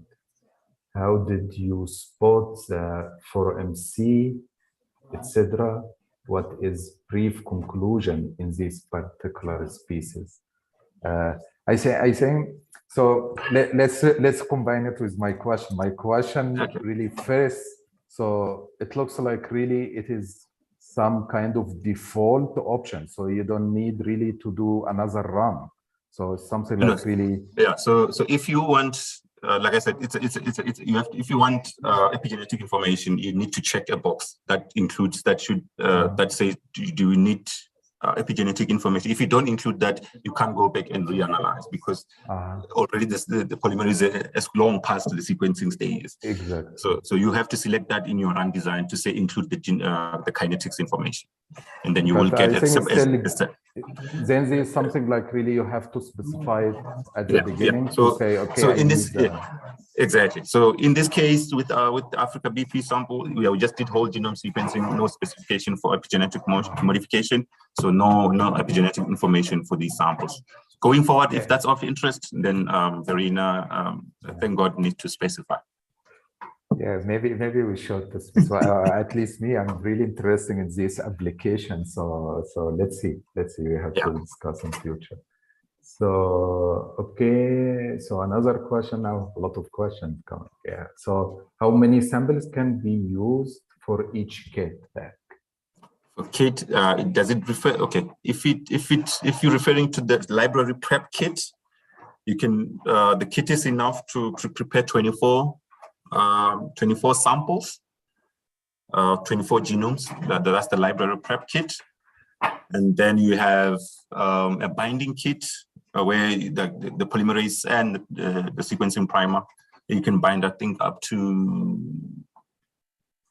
I think between 18 and 24, I think. And then the smart cells, you have a smart cell tray that have 4 smart cells. That means you can run 4 cells in a single go, or 8 cells in a single go. I'm not sure if that answers the question. Okay, so another question related to the epigenetics. So how we can analyze methylation profile of a genome?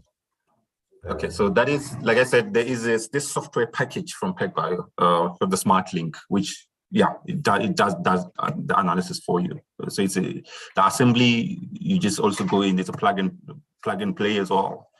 Similar thing. So you just need that Smart Link software. It's free, but just the computational requirements quite heavy. Yeah, I have actually another question related maybe to the software and these things. So I'm wondering what kind of like file for the raw read. Is it like this special file like the Hi5, or I don't remember, or is it FASTA? So yeah, you get the FASTA, you can get the FASTQ, you can get the BAM files. Okay, so you have the possibility really to go for any of them. And also I'm wondering, because now, you know, maybe you follow our discussion about the storage facility for AfricaBP. So what is really the average for this, for the size of such file? The raw reads, if you want the sub reads, also that is an option that you need to select if the hi-fi data must be processed on the instrument or outside. It's something that you're going to do on outside. So if it does process on the instrument, you will only get the hi-fi data, which is your FASTQ, FASTA files. If you don't process it right on the instrument, you will get that big file. It's like the file for raw reads. It's quite big. It can go into terabases. And so it's quite big. So you can specify that, but once the system does the processing for you to generate hi-fi from subreads, you cannot access the subreads. But you have that option. You can get each file if you specify. Yeah. Okay. So I see which is better processing on the instrument. You can do that on the instruments, because if you take it outside, that means you have to have a huge storage. You have to have a huge storage. So like I said, the file is quite big.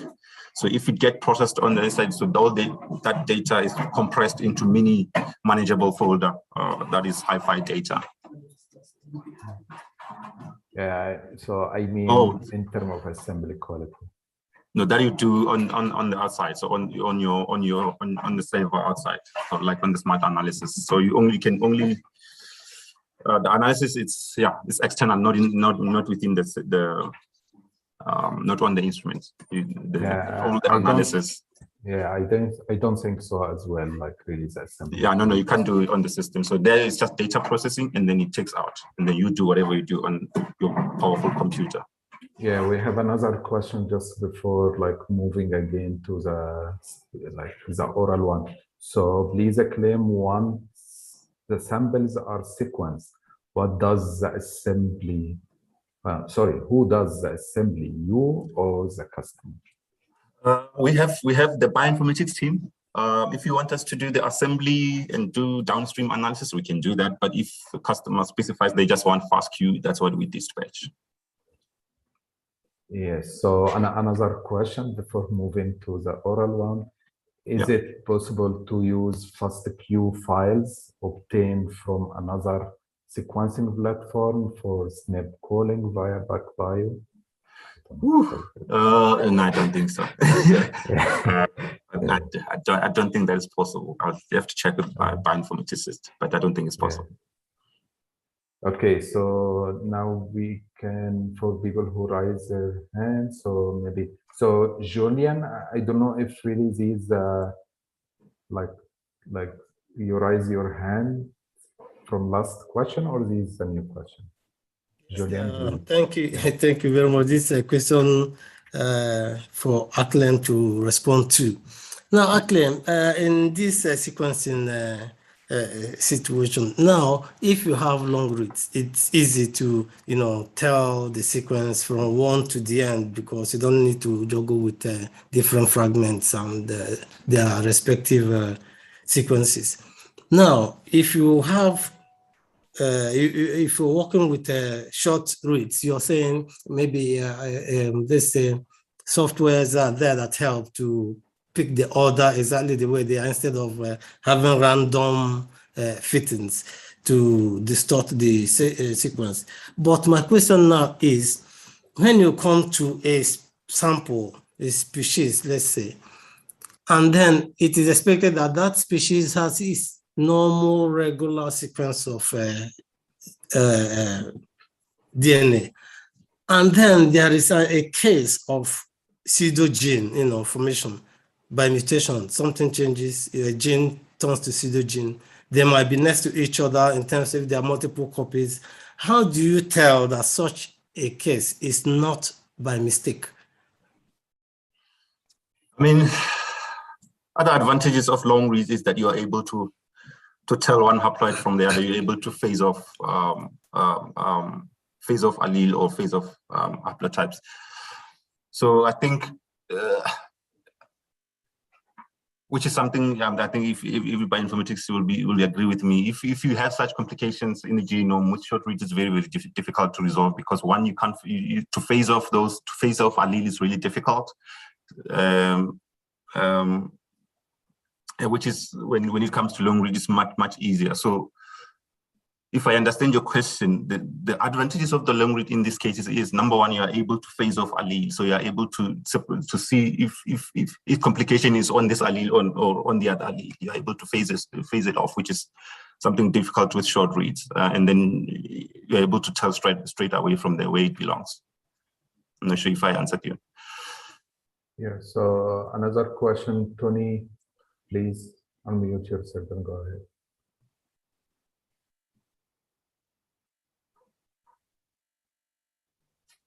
Hello, Tony. Can you hear me now? Yes, Yeah. Tony. Yes. Go ahead. Okay. I'm still not comfortable with the sequencing error rate. I don't know.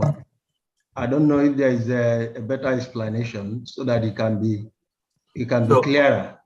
Okay, so let's put it this way. When I say an error is random with PacBio, it means it can occur anywhere in the fragment, right? It's not systematic. It's not like you're going to get it in a similar position throughout the fragments. Like if you do PCR, if your polymerase incorporate a mistake, in the first cycle, you're likely to copy that mistake throughout the following fragments or amplification cycles, right? So that becomes systematics. That error now, one might even confuse it for a SNP or something. Whereas with the smart sequencing, these errors are random across each fragment. But remember, that fragment is sequenced multiple times. It's sequenced multiple times, 20 times or so. So you're not going to find a same random error at the same position all the time, or 20 times.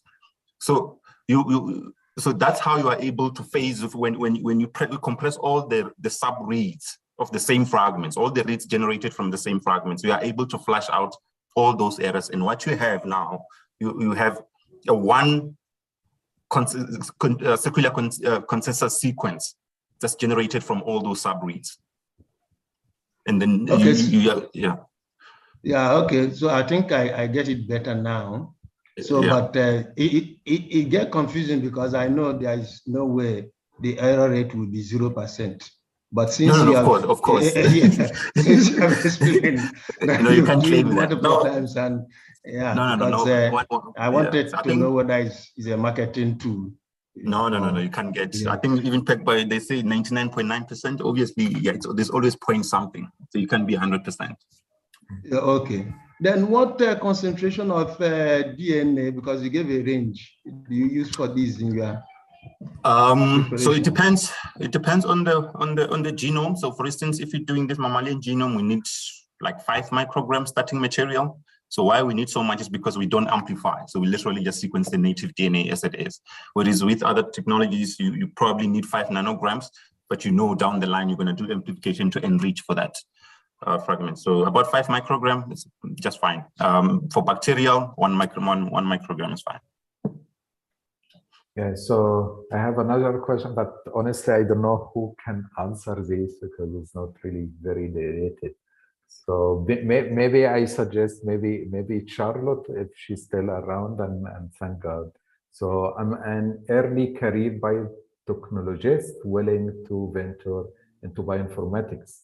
Where do I start? Ah, okay, I don't know. So maybe thank God or Charlotte. Yeah. So do we have Charlotte? Charlotte, do you want to go for it? First, then I can support. Yeah, sorry, Charlotte is already muted, so I have to unmute her.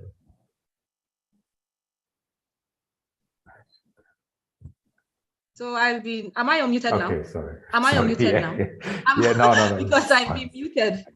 Sorry. Am I unmuted now? Can you hear me? Yeah, we hear it. Oh, okay. So I don't know whether you want to do it on the continent or you want to, conduct your studies outside, and it depends. So I know that very few institutions are available in Africa for now. I mean, with respect to bioinformatics, but there are some. I mean, if you want to do your studies outside, okay, you are in Nigeria. Yeah. So I think in the University of Lagos, where I am, we even have a center for genomics and bioinformatics. It's a budding one, and you have a few departments within the biological sciences that actually do bioinformatics. So there are universities. Professor Julian Osuji is here. He's in University of Port Harcourt. You have a few institutions here and there. So I would just encourage you to have a look, on the internet, and you would definitely find something, or where to pitch your tent. Yeah, thank you, Charlotte.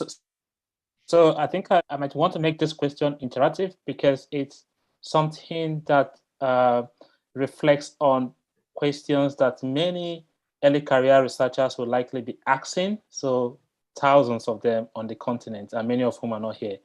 So, and I would like to answer the question in the interactive over the next 3-5 minutes. Abdul, if you still have the time, because this is very key and at the heart of. We have plenty of it. So this is very key and at the heart of the Open Institute. And so I will just start by asking anyone on the call. I know there are several people on the call on Zoom, and also those listening on YouTube and Twitter.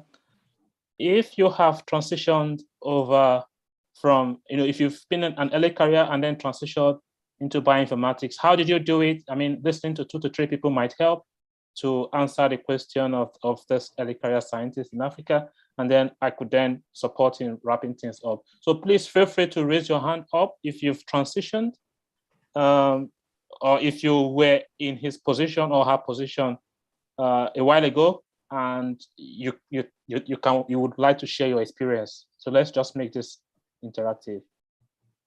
So is there anyone on the call? So Sir Abbas. So is there anyone on the call that could?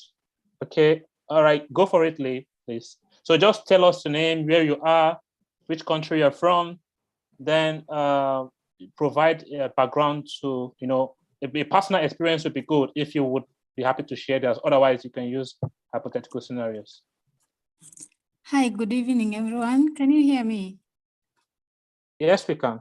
Yes. Yes, I'm Leah Mwendwa from Kenya, but I am a student in South Africa, Stellenbosch University. And I can answer that question, but not as explicit as it should be. But my advice for whoever asked the question is, where to start is, first of all, you don't have to wait until the day when you get admission for an MSc in bioinformatics, but you can check online for these courses that are offered for free, especially the H3A Bionet, which is at UCT. So these are the short courses that you can take in preparing yourself to take an MSc in bioinformatics, because transitioning is not that easy and not that hard, because with an undergraduate or experience in biotechnology, at least you understand what happens in the wet lab. So transitioning to bioinformatics, you can relate what happens, and just capturing that data that is generated, you have an idea, especially like for him or her, that they have a biotechnology background. So it will not be too hard. It's all about your interest. So you can check out for so many institutions that are offering free courses online. Start doing those small things as you wait to transition to MSc, and you'll find life a bit easier. Thank you. Yeah, I would like also to step in, like, to support Leah, because actually, like, from my side, like, really, like, bioinformatics is like really, you need a lot of self-study. So for sure, there is a lot of available courses there. So you have to really take the advantage of this. So because nobody will teach you bioinformatics, nobody really will sit you next to you and like really like give you the knowledge. So anyone will give you like really some gates, some hints. Then like really is mainly like self-study. So you have really to focus in the self-study from now, before degree. Yeah, so I think that's it. I don't have any other thing to add to it, okay. Lee and Abdul. I think this is very clear. Then okay. Abdul, you can also share the future learn thing we're trying to be part of, to help bring perspective to all those things. I think that is some of the things that the institute is doing. So I don't think I have any other thing to add, because this has been answered at the most fundamental level. Right? So if I would really ask you, so feel free guys, if you have more questions, just let us know before we finish today, and also before we leaving. I would really appreciate if to ask you to have this short screen for the participants. So if you would like to appear in the short screen, so please like open your camera if you want.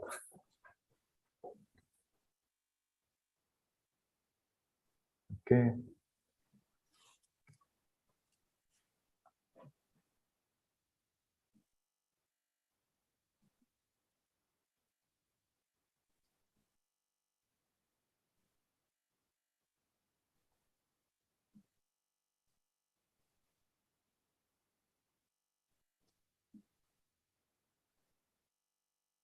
Okay, one more.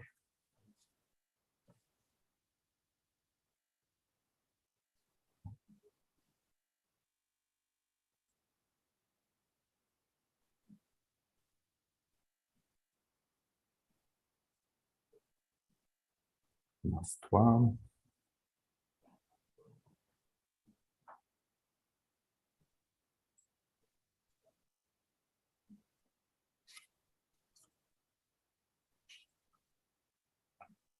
Okay.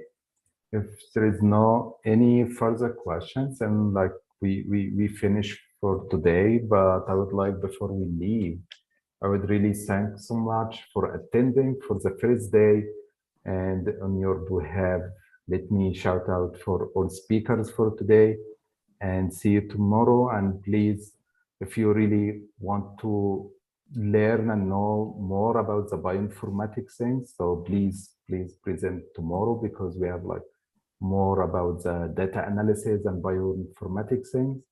And please remember that the same Zoom link will be used for tomorrow event as well.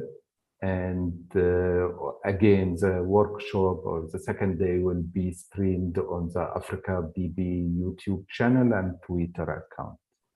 Thanks so much for attending today, and see you tomorrow.